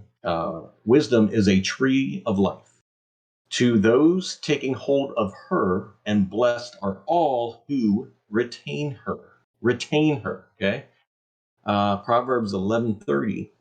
The fruit of the righteous is a tree of life. So here again, it's tying in the fruit of the righteous is a tree of life. Wisdom is a tree of life. And those taking hold of her, so those taking hold of her are going to be the ones who are righteous and wise. And we will read here further that doing so is being obedient, walking in obedience. All right. So and the one who is wise gains souls. And I'm going to read a few verses from Wisdom and Sirach that will also give some insight to this. Wisdom of Solomon 3:11. For he who despises wisdom and discipline is miserable. Their hope is void and their toils unprofitable. So it's talking about those who despise wisdom. What happens? Their works are useless. Their works are useless. So what would the opposite be if they didn't despise wisdom? They would have good works if they loved wisdom and followed it. For good laborers, in verse 15, good laborers have fruit of great renown. So we see here, works are useless for those who despise wisdom, but for those with good labors, good works, have fruit of great renown.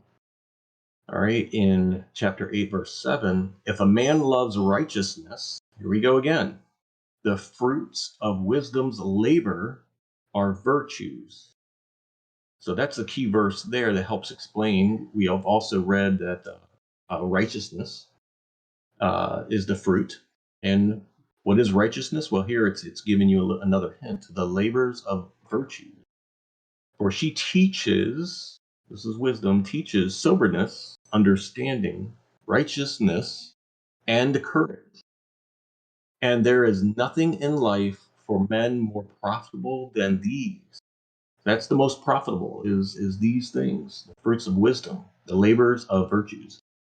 Then we read in Sirach 1:16, to fear Yahuah is fullness of wisdom and fills men with her fruits. 19:18, to fear Yahuah is the first step to be accepted of him, and wisdom attains his love.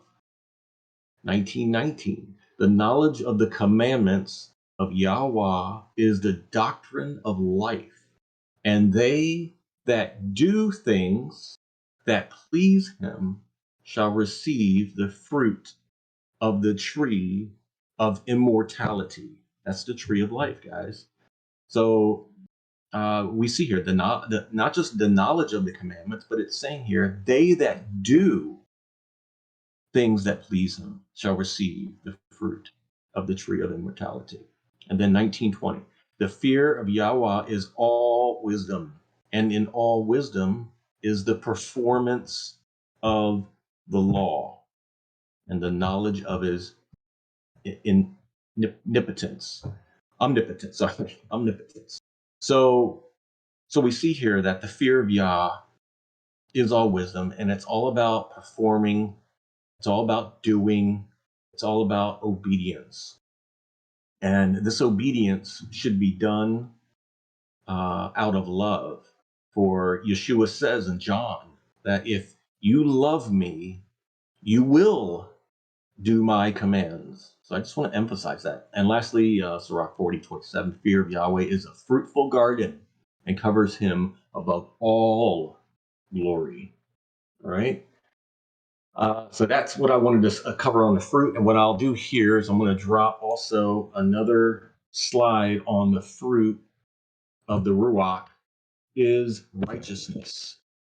And what I did was I went in through several verses to pull up the fruit when it's talking about righteousness. What is the righteousness? What is its fruit? And we see in I'm pulling from Galatians 5, 1 Timothy 6, and Philippians 1.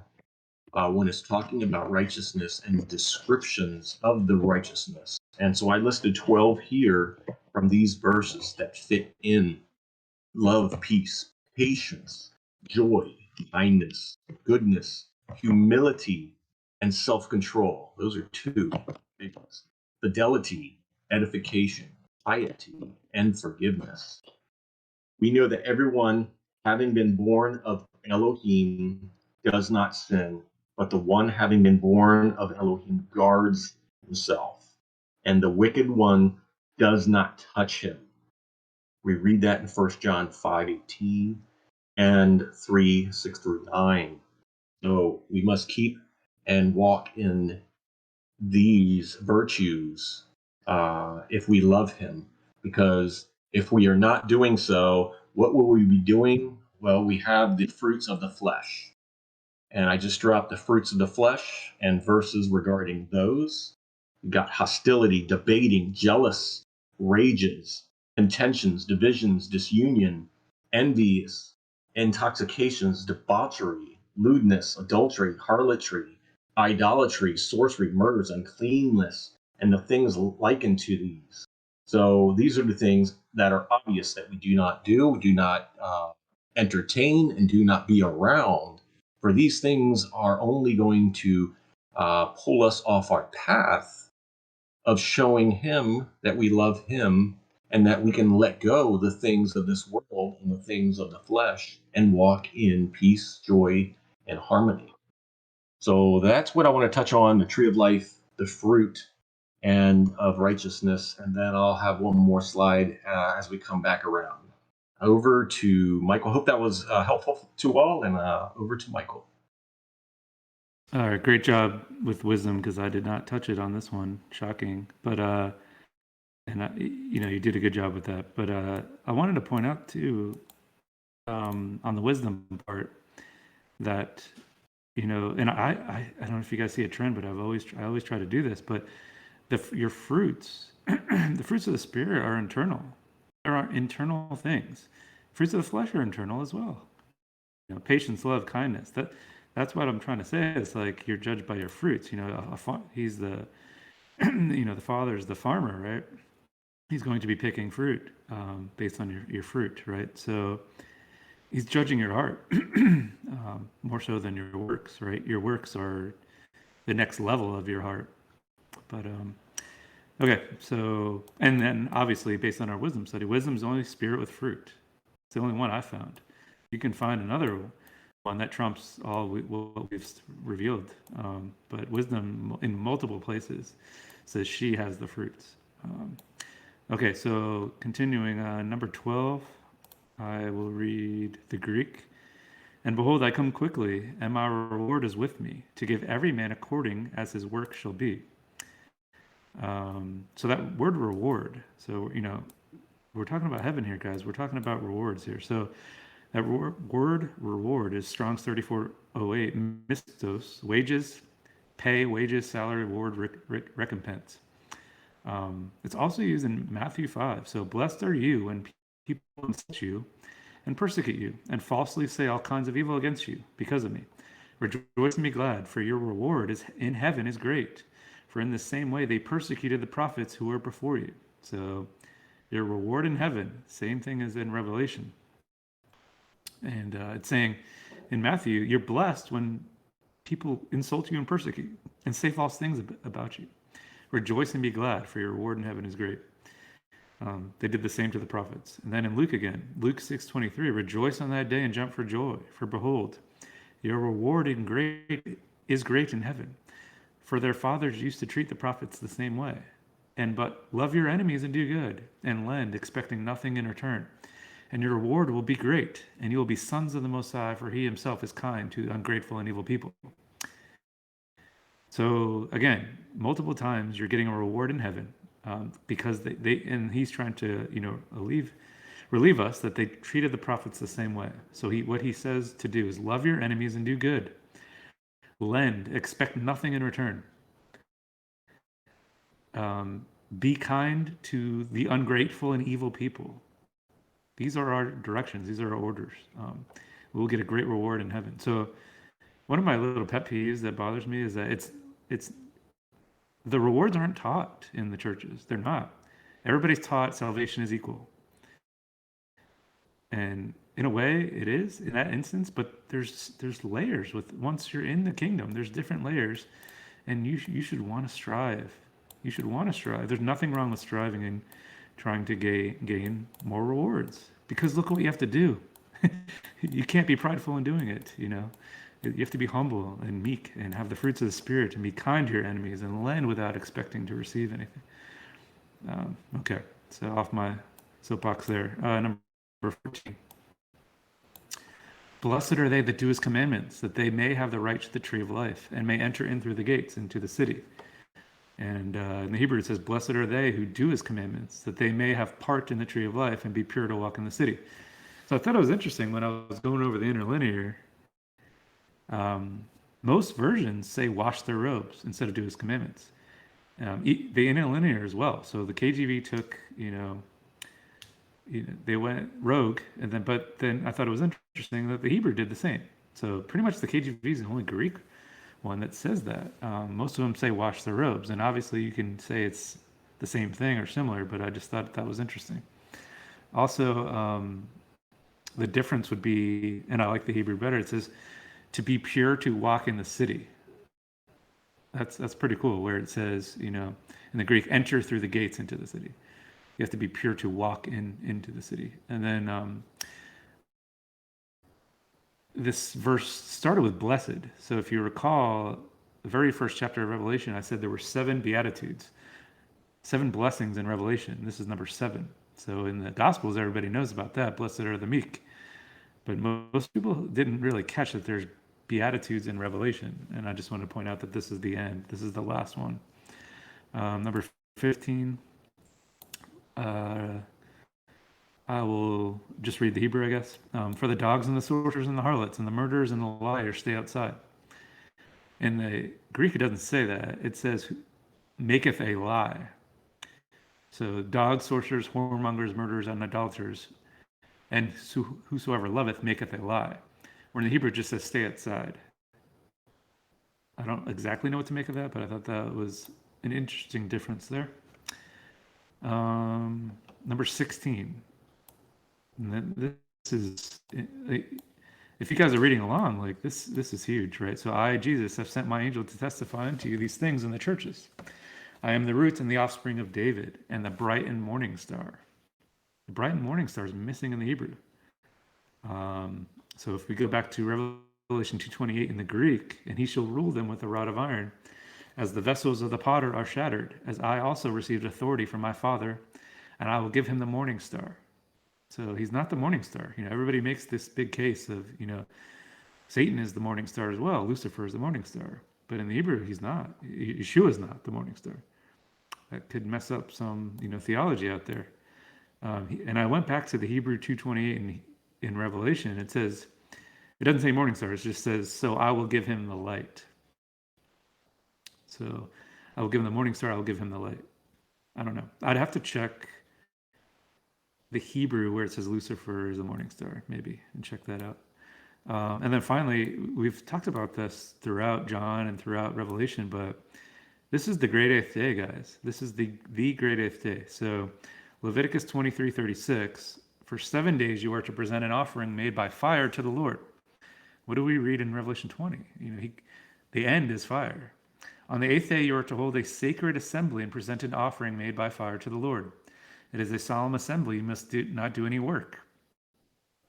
And then John 7:37, on the last day of the feast, which feast? Sukkot, the great day, the great eighth day, Yeshua stood up and cried, if anyone thirsts, let him come to me and drink. We just read about that. This is the great eighth day. Whosoever believes in me has the scripture said, out of his heart will flow rivers of living water.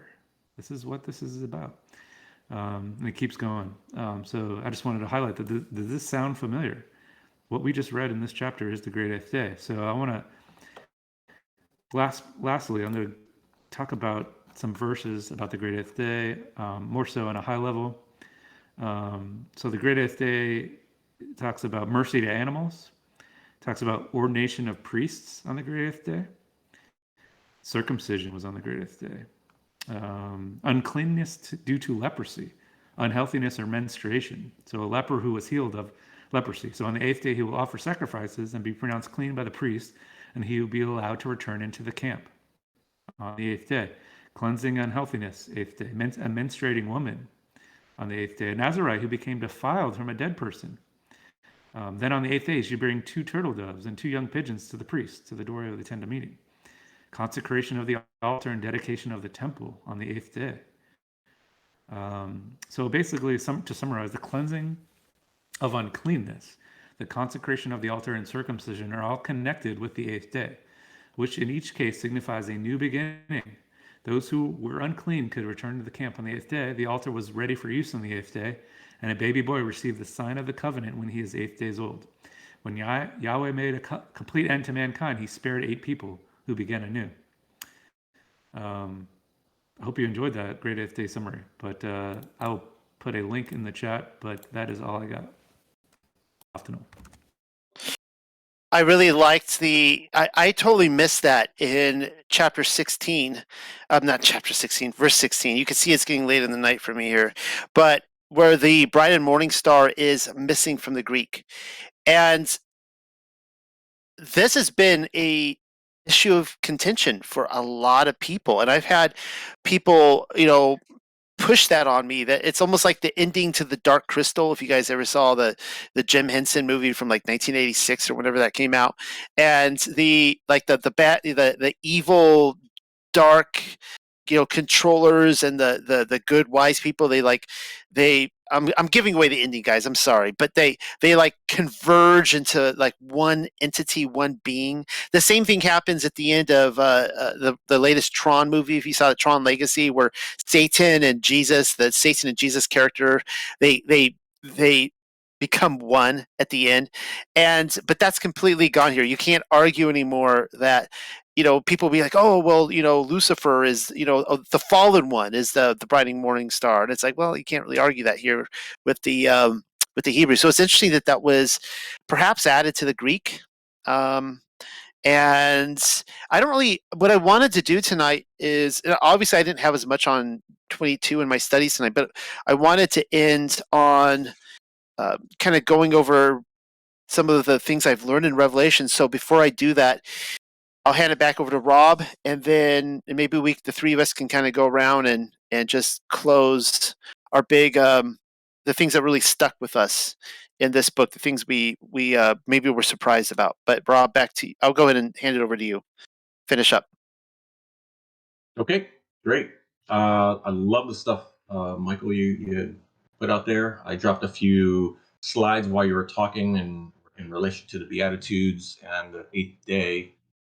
I have one slide and then a couple comments on the verses that we read. And so I wanted to talk about, I know Noel mentioned this, about adding words and taking away words. So what I wanted to tie that in with is, we said that if anyone will add any words to it, Yahuah will add to him the plagues. Anyone diminishes any words, his name will be blotted out of the scroll of life. That's even more serious. So adding to these words, your opinion, your thoughts that may or may not be true is going to be something of concern. That's why when discussing these words, we have to be very careful in adding to the words, but sharing with people our understanding and letting them do their research and further validate what the findings, because we don't want to add to the words. And obviously here, if anyone diminishes any words, takes away the words, then their name's just going to be blotted out if you're going to take away the living words of Yahuah from the writings. So I want to mention that, and then tie it in with Deuteronomy. And we see in Deuteronomy 12:32, whatever thing and this is Yah speaking, I command you that you shall observe to do. So he's telling the children of Israel, anything he commands you to do, you shall observe to do.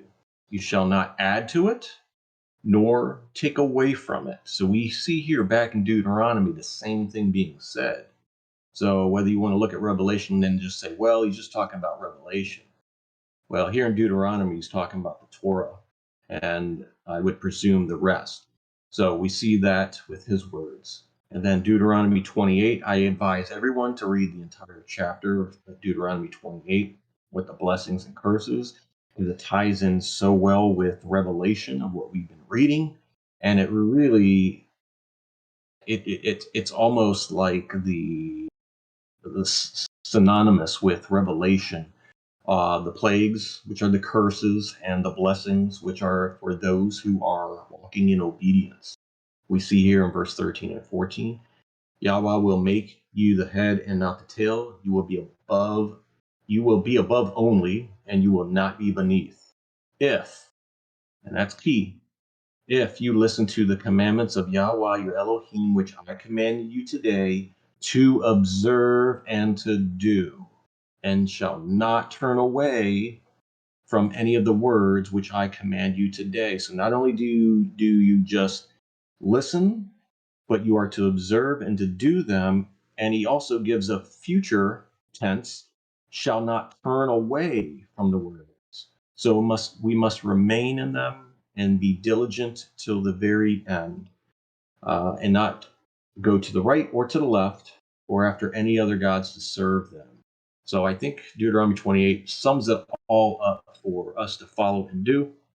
And so that's what I wanted to add regarding to the plagues and being taken out of the scroll of life. We are to add or take away from his words, and we must be very careful of that.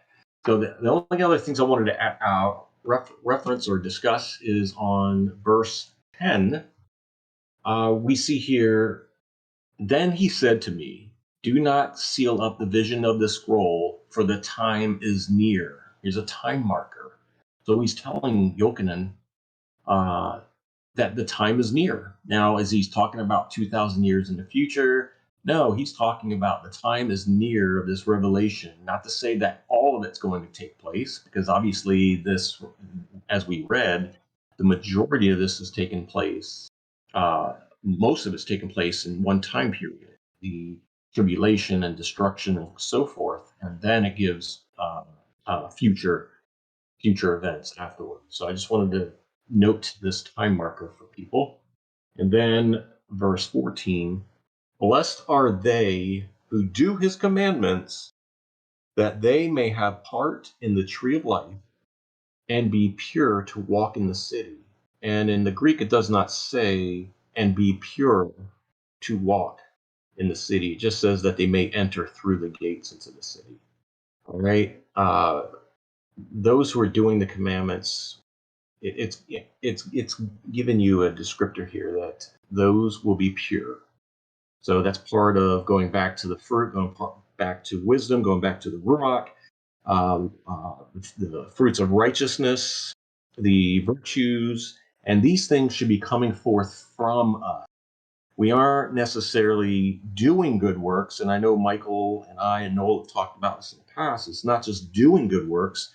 You have Freemasons doing great works out there, helping people and so forth. It's coming forth from the heart and doing these things, all of these things, and it being part of you. So if you're struggling with the fruits of the flesh, then those are the areas that you would work on with repentance, with working out these things, prayer in your life, and letting them go, and realizing that this life, we are to let go of and walk away from this world and the things of this flesh, and look at the things above. That's what we read that in what Yeshua says. These things from above, and walk in those ways.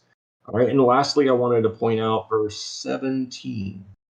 It says here, both the Ruach and the bride.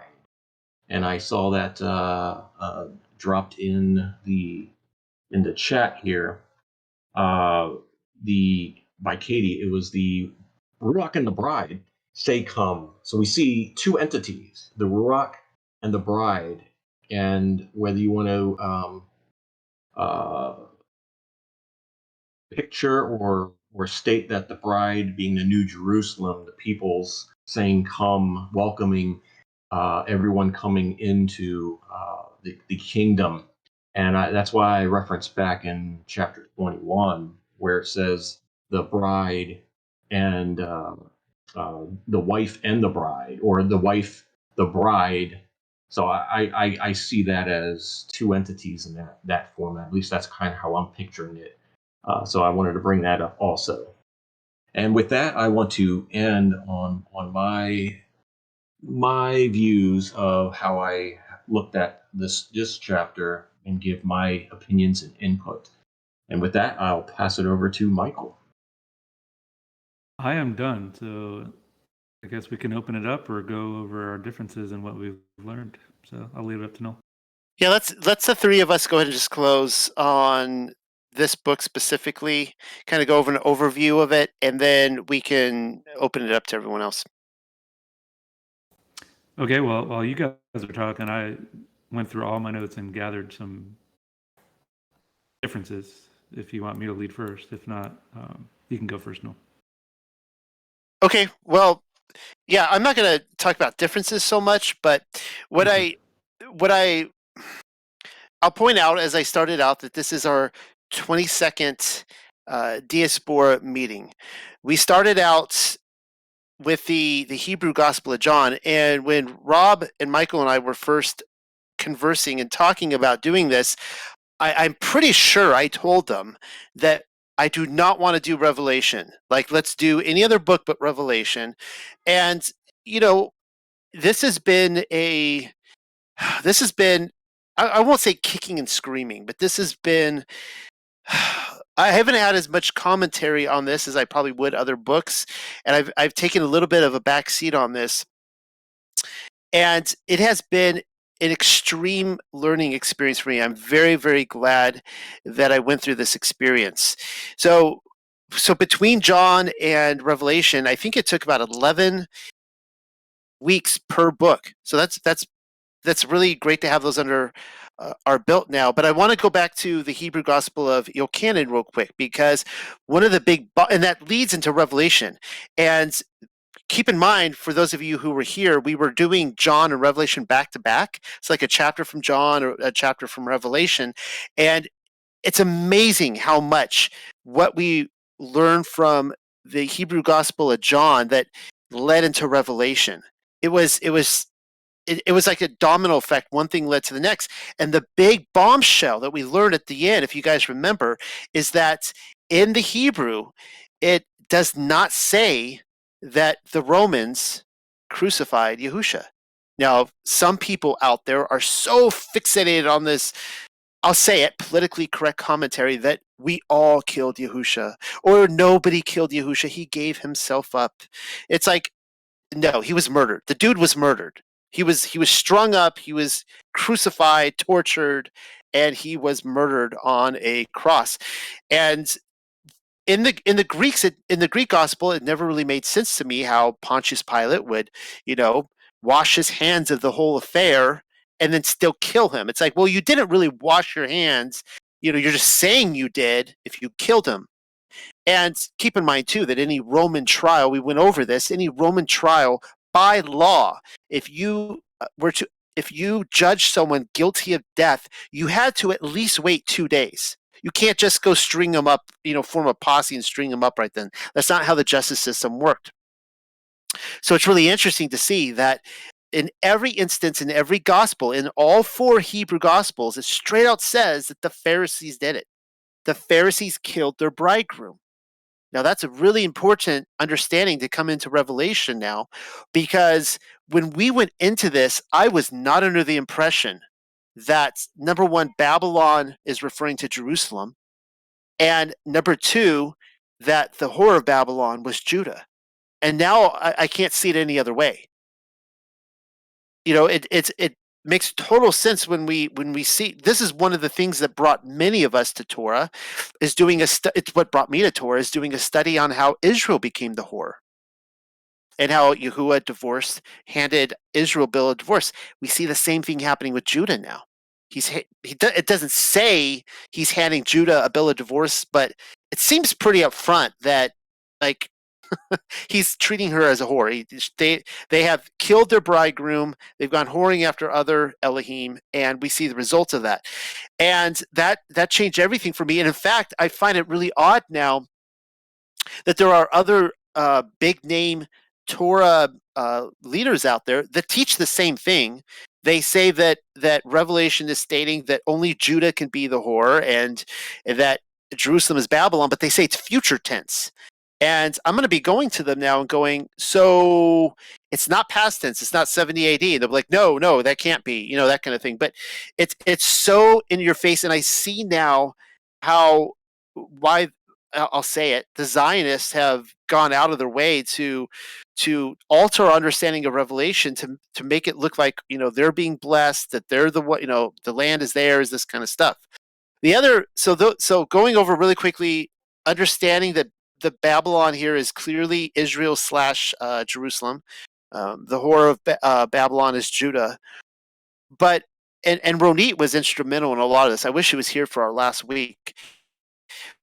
And I can't see it any other way now either, really, that the mark of the beast had to have had some part in the temple. Probably the idol of jealousy, which comes from Ezekiel chapter 8, verse 5. You can reference that if you want. I'm not going to read it. We already went over that. It only makes sense that the goyim, they're already unclean. They're already committing apostasy and heretical behavior. They're already living in sin. The idea that he would bring his wrath down because the goyim, who aren't even in a covenant with him, that doesn't make sense to me anymore. It makes sense to me that the mark had something to do with the temple. And we see this contrasted in this chapter, by the way. If I can pull up again, chapter 22, verse 4, it is. And they will see his face, and his name will be written on their foreheads. Boom, there's a complete contrast to the mark of the beast right there, that those who are in the new city of Jerusalem, eternally living with him, will have his mark, his name on their forehead. And so there was something that happened leading up to 70 AD where there was a mark that was put on people's foreheads when they wanted to enter the temple and worship him. It had to have been. It had to have been. It wasn't some marketplace, that he was upset that some people were worshiping Caesar in, some marketplace. And he's like, that's it, I'm bringing my wrath. That happens all over the world in every single culture. And so those were the big things for me. And also, what I was saying in the last hour, right as Rob stepped in, was, I've been really seeking out where the historical land of Israel is. And I am finishing this book now, feeling it at rest and shalom, and the idea that the state of Israel today probably was the historical state. And it makes more sense to me now than ever before that it would be, especially when Revelation ends on such a dark note. Now, this chapter is a great note that it ends with eternity and New Jerusalem with the Father forever. But in terms of the story of the Bible of the promised land, and when Yahuah brought people into the land, and he said, if you keep my commands, you're going to be blessed. You can choose the blessing or the curse. And we see that the Bible ends that the people in the land, they choose the curse, and it becomes a land full of devils and haunts. Babylon does. And so when you make that connection to Babylon as Jerusalem, you're like, oh my goodness. It's not talking about, Iraq. It's not talking about China. It's talking about the land. It has become a land of devils and haunts, and it's abandoned. And that changes everything, of course, for Millennial Kingdom research as well. So I think I'm handing it back to Rob or Michael, one of you two. I think Rob. I'll go Michael next, and I'll follow up after you. Okay, sure. I didn't go through all my notes like I did with John, so these are just quick highlights. But some of the differences that I thought were interesting: great multitude and company. So in the Greek, it's great multitude. It's company in the Hebrew. It's not called the Great Tribulation. In the Hebrew, it's called the myths of much suffering. The obvious one is mark of the beast versus mark of the animal. One of my favorite ones that I thought made it more streamlined, I guess, would be worship and prayer were always intertwined. So in the Greek, it was worship, but in the Hebrew, it was prayer. So it's a house of prayer, or house of worship. You can go many different directions with the house of worship, but in the Hebrew, it says house of prayer. And then I remember Yeshua had no tattoo, right? Or there was a inscription on his thigh, or on his garment instead of a thigh. So everybody takes that as a tattoo on his thigh, when in reality it was his garment. The two main things that, at least off the top of my head, that I loved about this revelation was the camp. When I was doing that word study on the camp, and making it like a priestly training program for soldiers, warrior priests, that it seemed that word was only for soldiers and high priests, if you guys recall that. So I thought that was interesting, and that's something I'm going to be looking more into, and also seeing how Babylon, if that's true, seeing how Babylon intertwines that into our reality.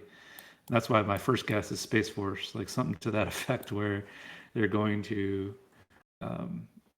they're going to need protection from these soldiers, this camp. And then finally, which was just in Revelation 20, I thought was huge. So when you talk to people about this post-mill worldview possibility, they'll go to Revelation 20, either 3 or 4, and it says Satan was deceived even before. He was deceiving others before the millennium. And then obviously we go down to Revelation 20, like 7 through 11, and it says he deceives the nations one last time. But then in the Hebrew, it was two separate words. It was incite at the beginning and deceiving now. So I would say that's a huge difference. We are so deceived right now, so deceived. Everything is a lie. Everything is a deception. It makes way more sense when you're reading the Bible, like that the deception wasn't as bad back then. But I'll just end it there. I thought that was kind of a big deal that the Hebrew said incite instead of deceived. So Satan is definitely deceiving people in this short time, in my opinion. That's what I got. Rob, off to you. Yeah, I didn't get to do any outline recap. I figure we would ask any questions. We can bring up things from the past. But yeah, one of the things I want to touch on, though, is when we went over the Whore of Babylon, and we were talking about that, I thought it was, as doing the study, you come to understand that this whore is the Jerusalem that was favored by Yah, and through time and the people's making these decisions. I mean, it even says in I can't remember which Revelation chapter it was, but it was talking about due to its fame and beauty, it prostituted itself, and that goes back to pride, and that's the opposite of the fruits of the spirit. So we see once again that any of us, or the people that we know and we associate ourselves with being careful about boasting or wanting to be known, or like I said, famous, the beauty, and just putting themselves out there, and not walking in humility and peace, joy, and love. So that was one of the things that really got me to better understand regarding the Whore Babylon. And then it talks about its daughters, and so when it's talking about daughters, that means there's generations of this procreating and following through the timeline, and it helps understand how we are and where we are now, and why discerning through this, there's confusion or misunderstandings in regards to it being taken place at an earlier time and this time, because these are the daughters of Babylon have risen again. We went over that in Daniel. I brought up Daniel on that part. It fits right in to unlocking some of these things and understanding them, that it is very well possible, or very well likely, these scenarios taking place. And what we have to look forward to right now is the more or less the end game of what the enemy has deceived the whole world. And many of us, or I should say the few of us that are in here, are able to see the propaganda and the quote sorcery that is being portrayed and done every day on the television, with its programming to the peoples who are watching and listening to think what they're telling them to think. And so that is what's going on, and that's how the delusion and the deception takes form and takes place. And it forms a consciousness throughout the whole world, with each one of these countries and programs and stations that are putting forth their view, their spin on it to the peoples. And the people need to wake up. And a few of us that can see these things in this way are able to now make a decision. Make a decision. Those waking up, are we going to take this serious now that we can see? Are we going to take this serious and do the things that are commanded for us to do, His ways? If we love Him, we will do them. They're not hard. It's not a burden. It is easy yoke. If we can unglue ourselves from this world and its system, we can walk without its burdens, because I think many of us can see the burdens of this world, the chains and the slavery it's put upon the peoples. You know, you want to do anything, you got to pay for it. You got to get a license. You got to get a permit. You own nothing. You can't do anything. You got to get permission, etc., etc., etc.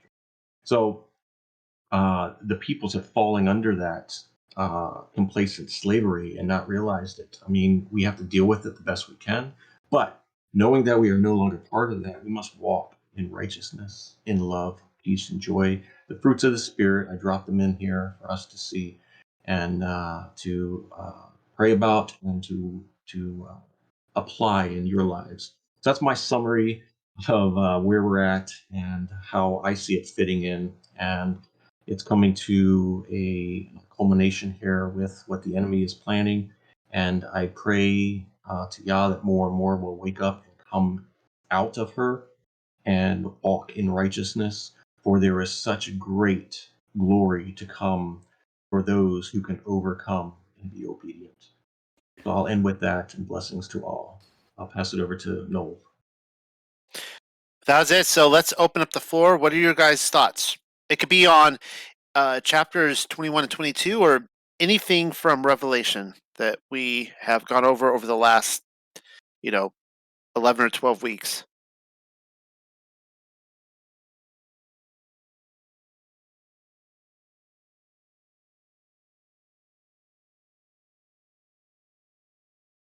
Shabbat Shalom, brothers.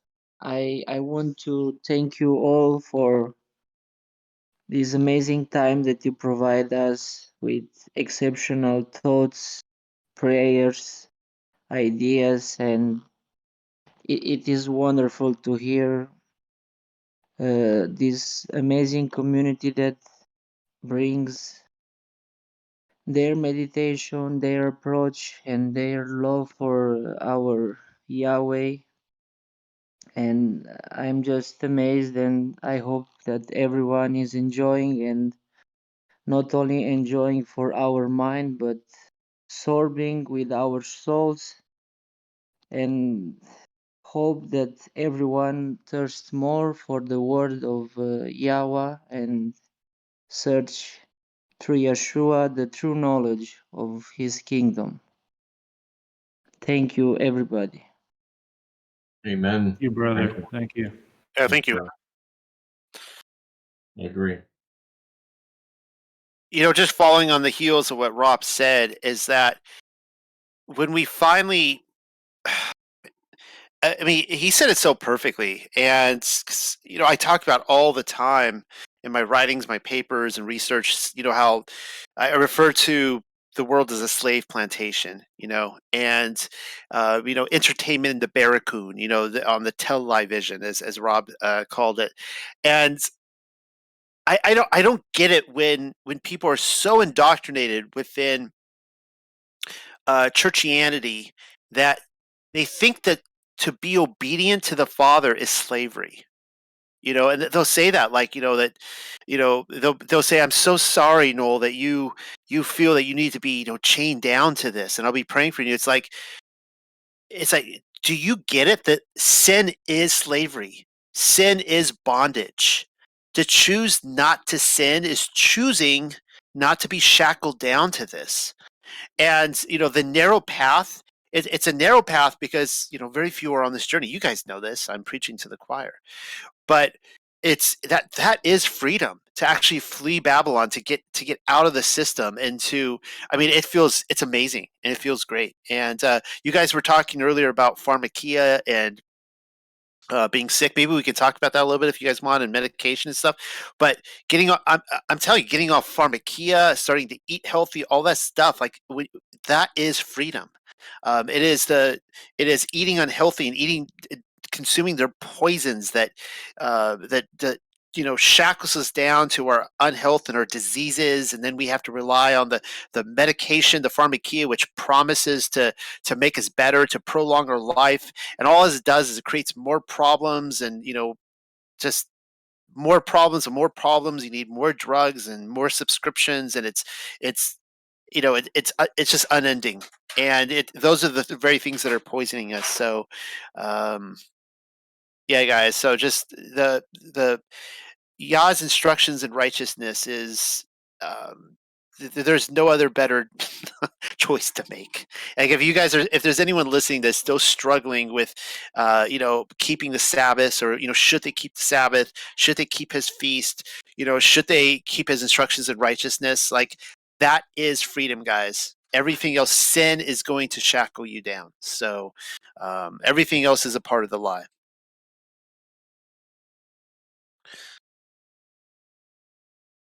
All right, there was a comment here by John Q here regarding we're told where there will be no more liars, murderers, idolaters, etc. Do you have that? Do we have that verse on that particularly, that there will be no more? I'd like to see that verse. But what I wanted to address is on chapter 21 regarding that. I think I got it right here. I'm going to drop it in there. And I quickly went over this. I'm sorry I was late. I totally was off on my time. But regarding sin, if I'm reading this right in Isaiah 65, that this is the new heaven and new earth. I mean, it clearly says that on verse 17. And then it talks about that for the youth will be 100 years old, and the sinner dies at 100 years old will be accursed. I take that as if someone dies early, it's due to them sinning, and that is why it's mentioned that they are cursed, because they chose to not walk in the righteous path for whatever reason. And this I would presume is the offspring from those in the kingdom, because it appears that there will be offspring as you read down further in the chapter. But many people will believe that once the new heavens and new earth is in place at the end, that there's no more children and there's no more anything. There's no marriage, because we're not, because the verses that talk about will be like angels. So my question is, as I read scriptures, and Michael can attest to this, that we would read scriptures that it might say something is not going to happen but then we read elsewhere that it will happen under these certain conditions. So we have to reconcile these verses and say, okay, well, he's generally speaking, this is not to happen, but under certain circumstances, this can happen. And I don't have a good example off the top of my head, but maybe Michael does. But and so that this is one of those that makes me think perhaps there is some type of procreation going on at this point, whether it is from the saints or if it is from others in this time. It's not quite clear, and since it's not quite clear, I have to at least position myself that if it's not fully clear, that there's possibilities for other explanations for it. I know most people will look at this and just be black and white, and they'll have to put it into a certain category. Okay, no, this is talking about millennial reign, since it doesn't make sense or it doesn't quite fit. I don't want to do that. I think that that's what happens with a lot of doctrines, is when there's certain verses or scripture that aren't quite clear, then those are the ones we got to dig in deeper, because there's more to it that we just don't understand or see. So I hold those as possibilities for what could be. So I mean, that's my opinion on it in regards to that as being a possibility in the end.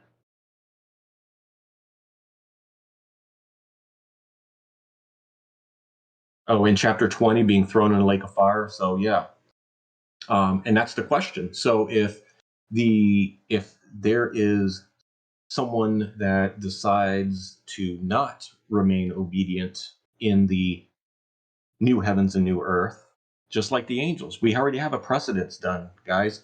The angels are righteous and they made a decision. They sinned, they fell. So who's to say that we cannot do so the same? Consciously make a decision, not be deceived, but make the decision. You follow me? I think you guys can get that. It's not like once the law's written on your heart, you're not necessarily deceived. Maybe perhaps you could deceive yourself by your knowledge or whatever, but it's a conscious decision. That's at least my opinion. And if you do so, then perhaps that person at that point, there is some type of judgment, obviously, that will happen, and whether they are thrown into the lake of fire, because it seems like the lake of fire consumes death and Sheol and everything else. So I presume it's still out there as a reminder for any future events. My opinion. What do you guys think? Yeah, I think the lake of fire / Gehenna is eternal, as in the smoke of their torment rises, and death itself is thrown in. But when I think about people outside of New Jerusalem, I think about that context. Now, it's the same way within historical Jerusalem, where the temple was. You had the valley of Gehenna behind it, and that's where the recluse and the trash was thrown in, and it was an ongoing fire all the time. And when you would go to the temple, I would imagine that many times, and maybe not every day, but many times you go there and you would see that smoke rising. And it would be a picture of the smoke of the torment. Anyone who didn't make the cut, who was cast out of the temple, they go there. And this is, I think, one of the things when in Yahushua's ministry, when we went through this in the Gospel of John, like people were terrified of the idea of being cast out of the temple. They would not publicly proclaim Yahushua to be Messiah or to uphold his teachings, because they were afraid of that idea of being cast out. So that's what I think of in eternally in heaven. That reminder is always there.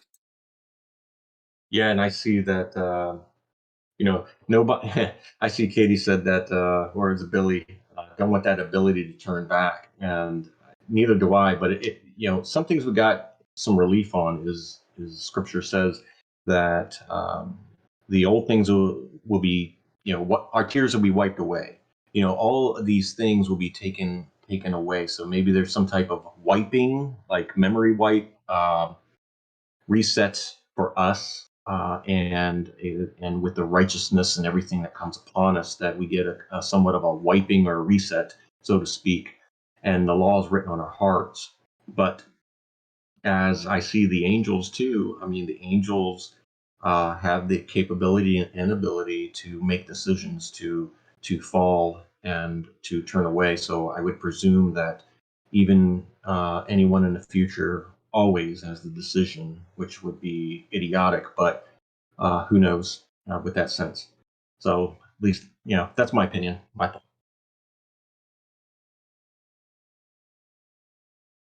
Oh, nothing to add on that real quick. I do find it interesting talking about the names in the forehead, and we see that the children of Yah will have the names inscribed, so to speak, on the foreheads. That's like the marking of his. It's ownership, yeah, if you will. And I believe that is why the beast and the beast system is doing a similar event to have the people be owned, so to speak, and it's voluntary.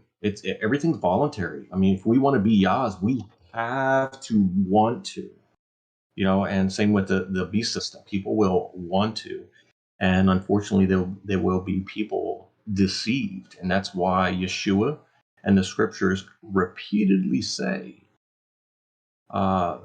be aware. I mean, Yeshua says it multiple times. I can't remember how many, but it's very many. And I think he talks about it quite a bit, actually. Very verily I say to you, regarding the deceptions, be not deceived with the false prophets. And he talks about when you hear about other Christs and this and that. So those warnings are out there for us, and sadly, people just don't take it serious enough to look into it deeper. It's surface level, and I praise Yah that He has convicted each and every one of us to search this out, to seek this out, to question these things, to say, okay, let's really think about this. I can't take this lightly. This decision, this understanding. So. Now, I'm just going to throw this out there that my personal view. Maybe I will get to eternity and I'll find out that I can still choose to rebel, and I hope I'm not given that choice if I've already made the cut. But it was Josh who is recording this right now who asked me the question maybe a year ago. I don't know how long ago, and it was in the context of the Tower of Babel. It might have been in the context of Jasher, but it was probably like Genesis, was it 11 or 12, right in there. And no, it was in the context of Jasher when the three different camps of the people building the tower and how they were going to one group of people was going to set up idols in heaven. Once they broke in, they were going to build this tower. They was going to get into heaven. One was going to set up their own idols, but another was actually they were going to try to kill Yah. They were going to try to kill the Most High, murder him. And then you see Yahuah responding the way he does, and that this is a question that I am posing. I'm not really posing this question, okay? But the question was asked: can Yahuah be murdered? Is there a scenario where that you keep in mind he's got multiple firmaments that are defending him. He's got a bunch of angels. He's got fortifications. Like he's pretty guarded up there. He's like on the top, on the top floor. But that's just a question to ask. But my point in this is that there's a reason why Yah wants us to be obedient, I think. For one, it's like, do I even want to? He's thinking like, do I even want to spend eternity with these people? Christians, they're given this this idea that they all deserve it, because of grace. Like they're all entitled to this, and it's like, no, does he even want to be your spouse? First of all, like, do you even care about? You call him your bridegroom. Do you even care about his 9 to 5, what he does for work? Do you care about his character, the things that are important to him, the holidays that he invented, the ones on the menorah, all these questions, right? They're like, no, I don't really care about that. They'll actually tell me straight out when I ask him these questions. Like, he understands, he knows, But the thing is that it's almost like he's setting up history in such a way as he's testing all of us amongst the wheat and the tares, and he's putting us down here, and it's can I trust you for an eternity? If I'm going to bring you up here, or rather, if I'm going to bring heaven down to where you're at, can I trust you? Can I turn my back to you and know that you're not going to take a knife to it? And that sounds horrible, but it's kind of there's probably a truth to that, and um, that's why I think our obedience to him is so important. That, like, the things that nobody else sees. Nobody else sees it. Like, in all of our lives. Your spouse is gone, your kids out of the room, whatever the thoughts you think, the things you do, and you're like, oh, this doesn't really matter. It's like every little thing matters, and I think Yah wants to build a trust us. If he wants to bring into this eternal relationship where he is the temple, and we are walking in his light, as we saw in this chapter. He wants to know that he can trust us. Amen. So I fully agree with you on that, Noel. I think that we see a good example is on earth as it is in heaven. I think the enemy is doing the same thing, building a recruitment that their members have to be trusted or earn the trust to move up in their system, even though it's what we know about it, the secret societies. There's a trust even built into that, and so I agree with you. I believe that we have to prove ourselves to be trusted, and for our full worship and love for our Creator. And I agree.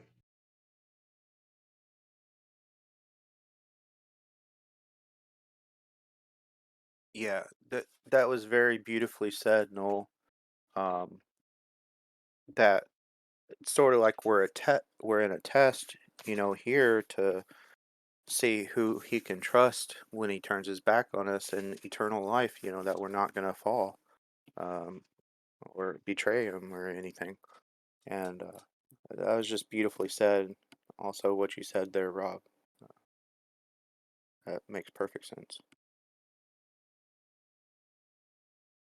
And I see the comment in here about timelines with time travel, etc.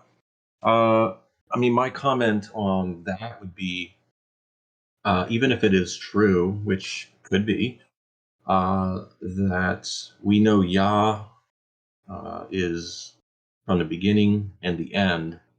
So any timelines that shift um, parallel, whether you want to call them parallel universes or whatever, or not, our terminology, if that is possible, then each scenario there is judged accordingly. And I think that he knows how to do that. I can't explain it, but if it is possible, I would presume that with his ability in creation, he has already planned for that possibility and working that out. So that's my opinion on that one. yeah, I personally don't have an opinion on time travel. If I were to, if someone were to really try to nail down my opinion on this, I would say there is no such thing as time travel. That there is that time is not a spiritual dimension. We've heard it said so many times that we'll say, God is outside of time. Well, why is he outside of time? Why is time a thing? Why does it even exist? It's when I look at Scripture, it's just the sun and the moon going around, and it's a measurement based on that. Um, but what came up in here is the Mandela effect, and just so everyone is clear, I am totally on board with the Mandela effect. I think everyone probably knows that. And about a month or two ago, I used to, like 7 years ago, I used to write on it a lot when it was brand new and everyone was talking about it. I got quite a few readers from that, but it it's it was so taboo back then, back in like 2016, 2015, and that time it was so taboo. People were freaking out over it and calling me all sorts of names. And at that time, I was still considering myself a Christian, and I was just also, back then I actually really cared about what people thought about me. I was always trying to please people, and so I stopped talking about it. And I've started talking about it a lot again recently, partially because I think that it's something with it is going to come up in the news again very soon. I think I think it's very possible if CERN gets going. they say they've been shut down. I don't know if they really were or not, but I expect to see more. And all that to say is, I don't know. I don't know how the pigeon it comes out of the sleeve here. I don't know what the sleight of hand is. I don't know how they're tricking us with the Mandela effect. All I know is that it's real. I do not advocate multiple timelines. I do not, you know, advocate that we all died in some other dimension or whatever. Or I don't advocate that they're going back in time and changing things. I really don't know. I don't know how they're doing it. I just know it's being done. And some of it are probably very simple gaslighting techniques, and other things are legitimate. Like there's some very bold and awkward changes that I don't know how to explain them. One of them would be the lion and the lamb. I mean, that's the one that's already come up in the conversation tonight. In the clearly, I do not. That is something that's very personable to me. The lion and the lamb. I do not believe it is the wolf and the lamb. And I have very clear memories of that, doing studies on the lion and the lamb. It's not bad memories. I did Bible studies on it. So, but I don't know how they're doing it.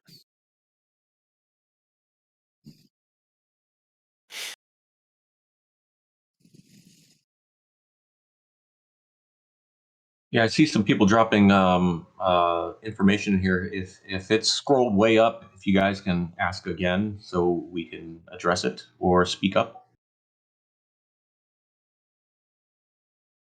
Hello? It's very interesting. It's very interesting to know that with this last chapter of the Revelation, you know, Satan gets to be thrown into the lake of fire, and then also we have new heaven and new earth.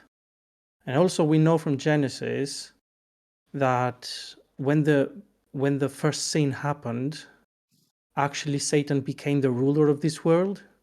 And it seems that from the moment that the ruler of this world gets thrown to the lake of fire, it seems that this world actually loses the first purpose, which was here in the first place, which is actually like a womb or like a testing ground. So everything started with Satan deceiving Adam and Eve. They came down from the third heaven and then to this earth. And then Satan actually got control. So there is no time in this earth where Satan wasn't actually the ruler, except for the Millennium Kingdom, it seems. And it seems that everything began with Satan and everything will end with Satan. Yeah. Yeah, I think last study, which was like 3 or 4 weeks ago now, I actually showed a couple of instances from Jasher where Satan was actually bound out of Egypt for the entirety of Joseph's life, which was really interesting. That he was not allowed to come in and deceive anybody, or to even accuse anybody, I guess, for that matter. And then again for like just a few days with Moses and Pharaoh, and then he's unbound, and he pursues Moses to the Red Sea, to the mountain of Baal right there. And that's a really interesting picture, of course, as well, to what we see in Revelation 20. And where he pursues he tries to destroy the saints, and then he meets his end. Yeah. Yeah.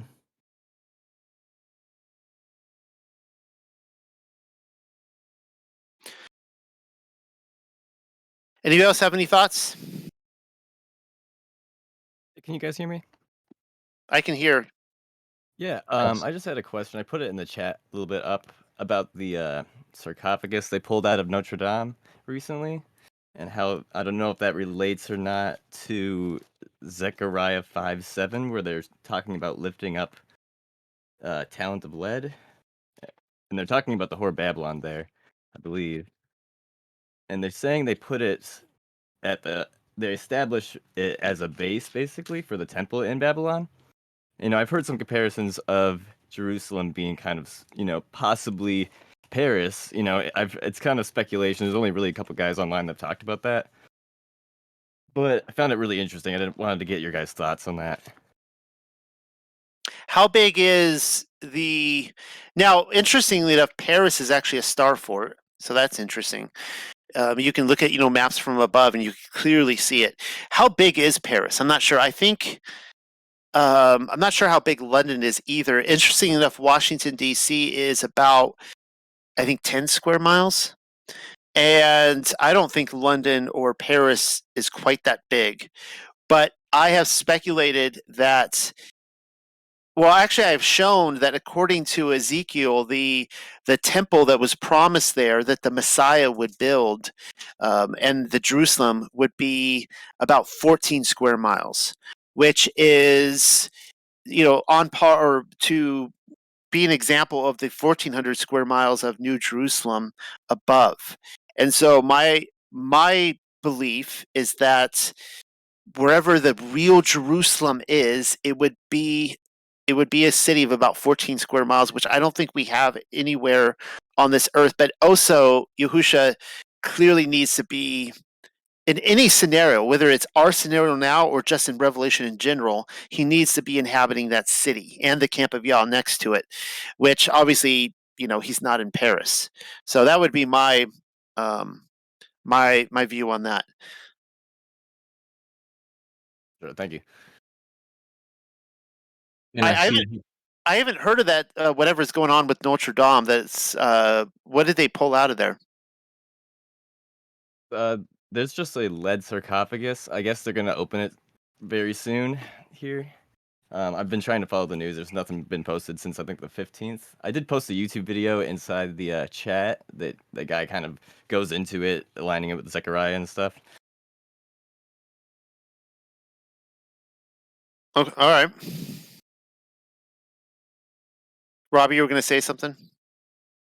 I just saw in the chat them talking about I guess, a website doing a prophecy of possible timeline shift back to 2012, and I guess my opinion to address that is, I mean, who knows what they're saying and why, but if that were to happen, my question would be, uh, will we have any memories from now back then, or will everything be like deja vu's? uh, in that scenario? What's the purpose of a time travel back of a world consciousness? Those are just some questions I know I'd like to ask. What's the effect of that and purpose, and why would Yah let or allow or want that to happen in any of that? So Well, anyway. what's interesting about that is, again, no opinion on that, but that has actually been. I talked a little bit about this in the group over the last month about how I've had this progressive dream. I don't know if anyone dreams progressively, but I have dreams that progress over many years. And I keep returning to the same dream, and the plot continues. I've had a dream like that going on now for a few years, where um, I am. I return back to when I was a teenager back in the 90s, and the point is that I'm never able to graduate from high school. Interestingly enough, now just so everyone knows, yes, I graduated from high school on time in my class, but as it's progressed more recently, I started coming to realization that I was actually a 40-something-year-old man and that I had been married with children. And it was really creepy because as I started telling people this, um, I started finding out that people who were very close to me turned out to be my controllers, and they started trying to kill me because I had found out my secret. And interestingly enough, this was actually the plot line to the fourth Matrix movie. If anyone saw it, it came out last year. It was a so-so movie, but put on by now the Wachowski sisters. They used to be the brothers, the first trilogy. Now they're the sisters. Um, but it was the same idea where Neo was. I'll give away the plot line. He actually the he Neo and Trinity had no knowledge of anything that went down in the first three films.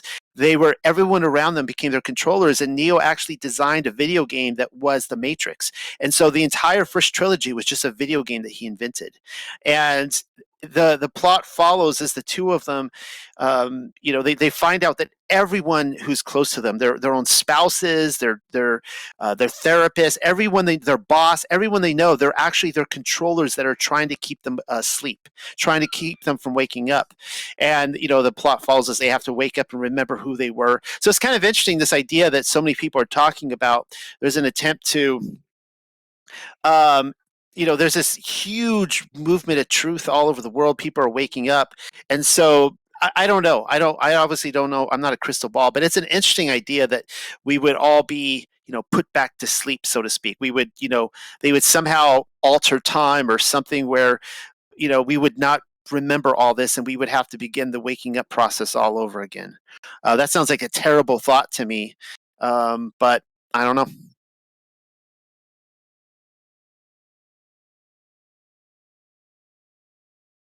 But I've seen you guys all commenting on that in here. I've seen that all over where people are talking about 2012, and I really haven't researched much of that myself to find out where that's all coming from.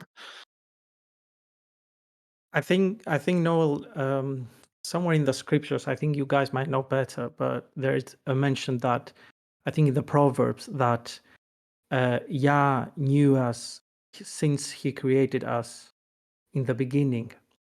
So since the beginning where Yah actually created us, we could have had some sort of memory, but since we were born in this life and our soul was transferred to our bodies, then we kind of started anew. So just to give you maybe kind of an answer or maybe an understanding, that's how the feeling is, that you don't remember when you were created. You just know it from the Proverbs. But you could have had previous, memories if Yah willed it, obviously. Yeah, I'm on track with that. I believe that all souls were created at the very beginning on day one.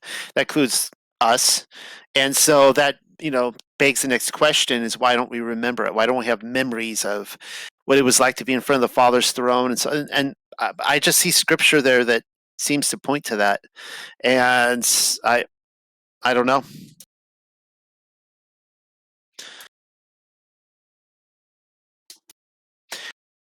I have to emphasize there that I am not, I do not believe in reincarnation. I do not believe that I have been on this earth, cue the Patton, music that da da da da da, that's supposed to, that whenever you hear that, it's supposed to bring us to, his own reincarnation. But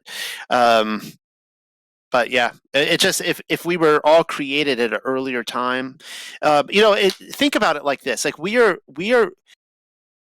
are all told that we're all, the fact that you guys are all conscious, that you exist, that you have a personality, and that you're a freak of nature. There were, look at sperms, right? There were how many?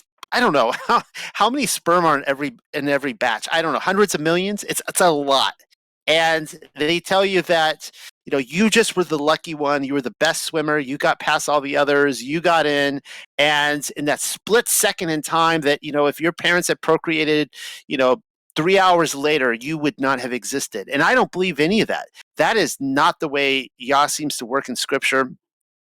It seems to be that he has these specific souls, and each second Esdras talks about this as well, that he's having them all be born at a certain time. It's all planned out.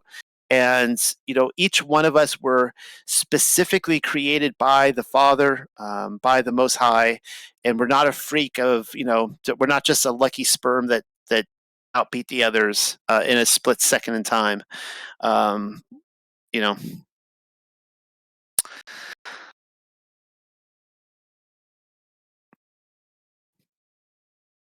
On that on that very awkward note, I'm going to be closing up here real soon, and thanks everyone for. I'm not leaving this second, but I just want to say thank you everybody for coming, and it's been really exciting to finish this book. And we are going to be, I think next week, Rob, Michael, and I are going to be covering the Hebrew book of Judah, of Jude. I think it's Judah and not, or Yud, but Judah. And then after that, we will be doing Yaakov, the Hebrew book of Yaakov. And they're supposed to be releasing the Hebrew book of Hebrews. That's kind of funny, right? Hebrews. But they haven't done so yet. Maybe they will by the time we're done. I'm not really sure. But that being said, I hope to see you guys here next week. And shalom, everybody. Shalom. Yes, shalom to everybody. Blessings to you.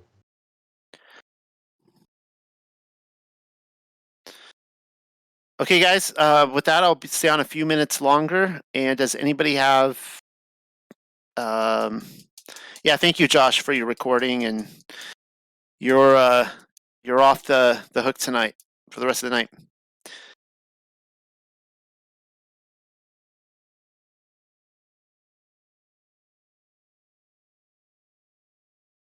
Tell us, Katie, what did you see?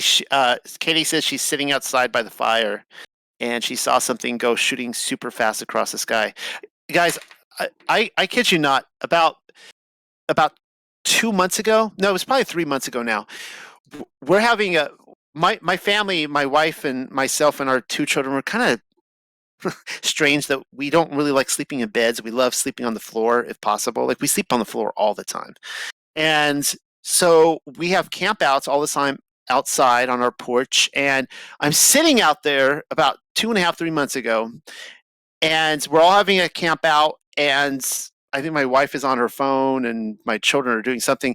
And I kid you not, I see a flying saucer. It is a UFO. It is an orb. It's going across the sky. And I'm watching it for about 5 minutes, just hang there in the sky.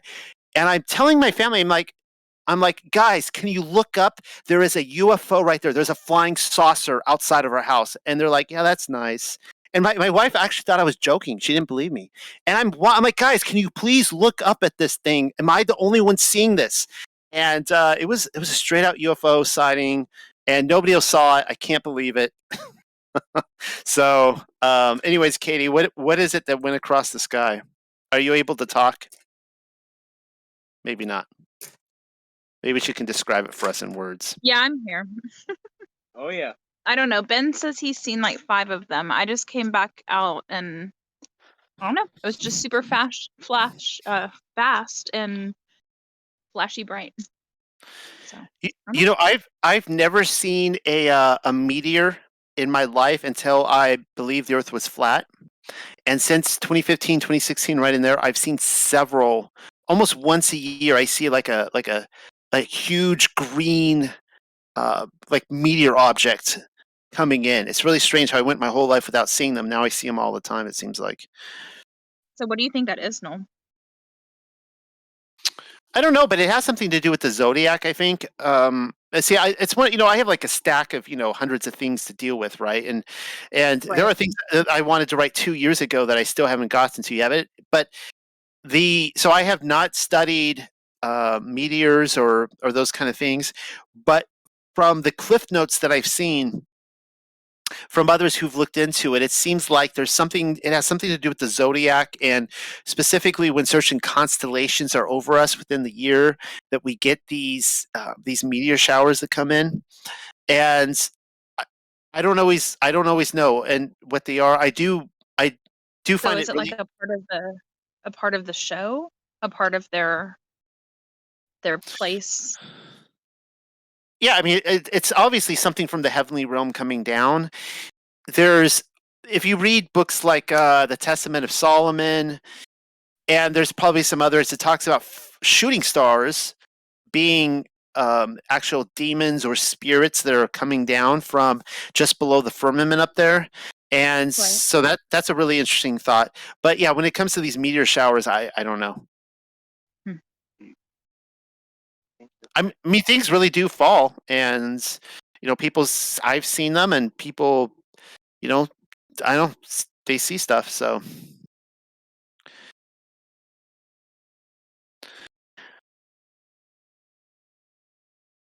All right. Well, I'm getting tired too. It looks like Rob's clocking out here. He can't keep up. I'm not even sure if Michael's still here with us.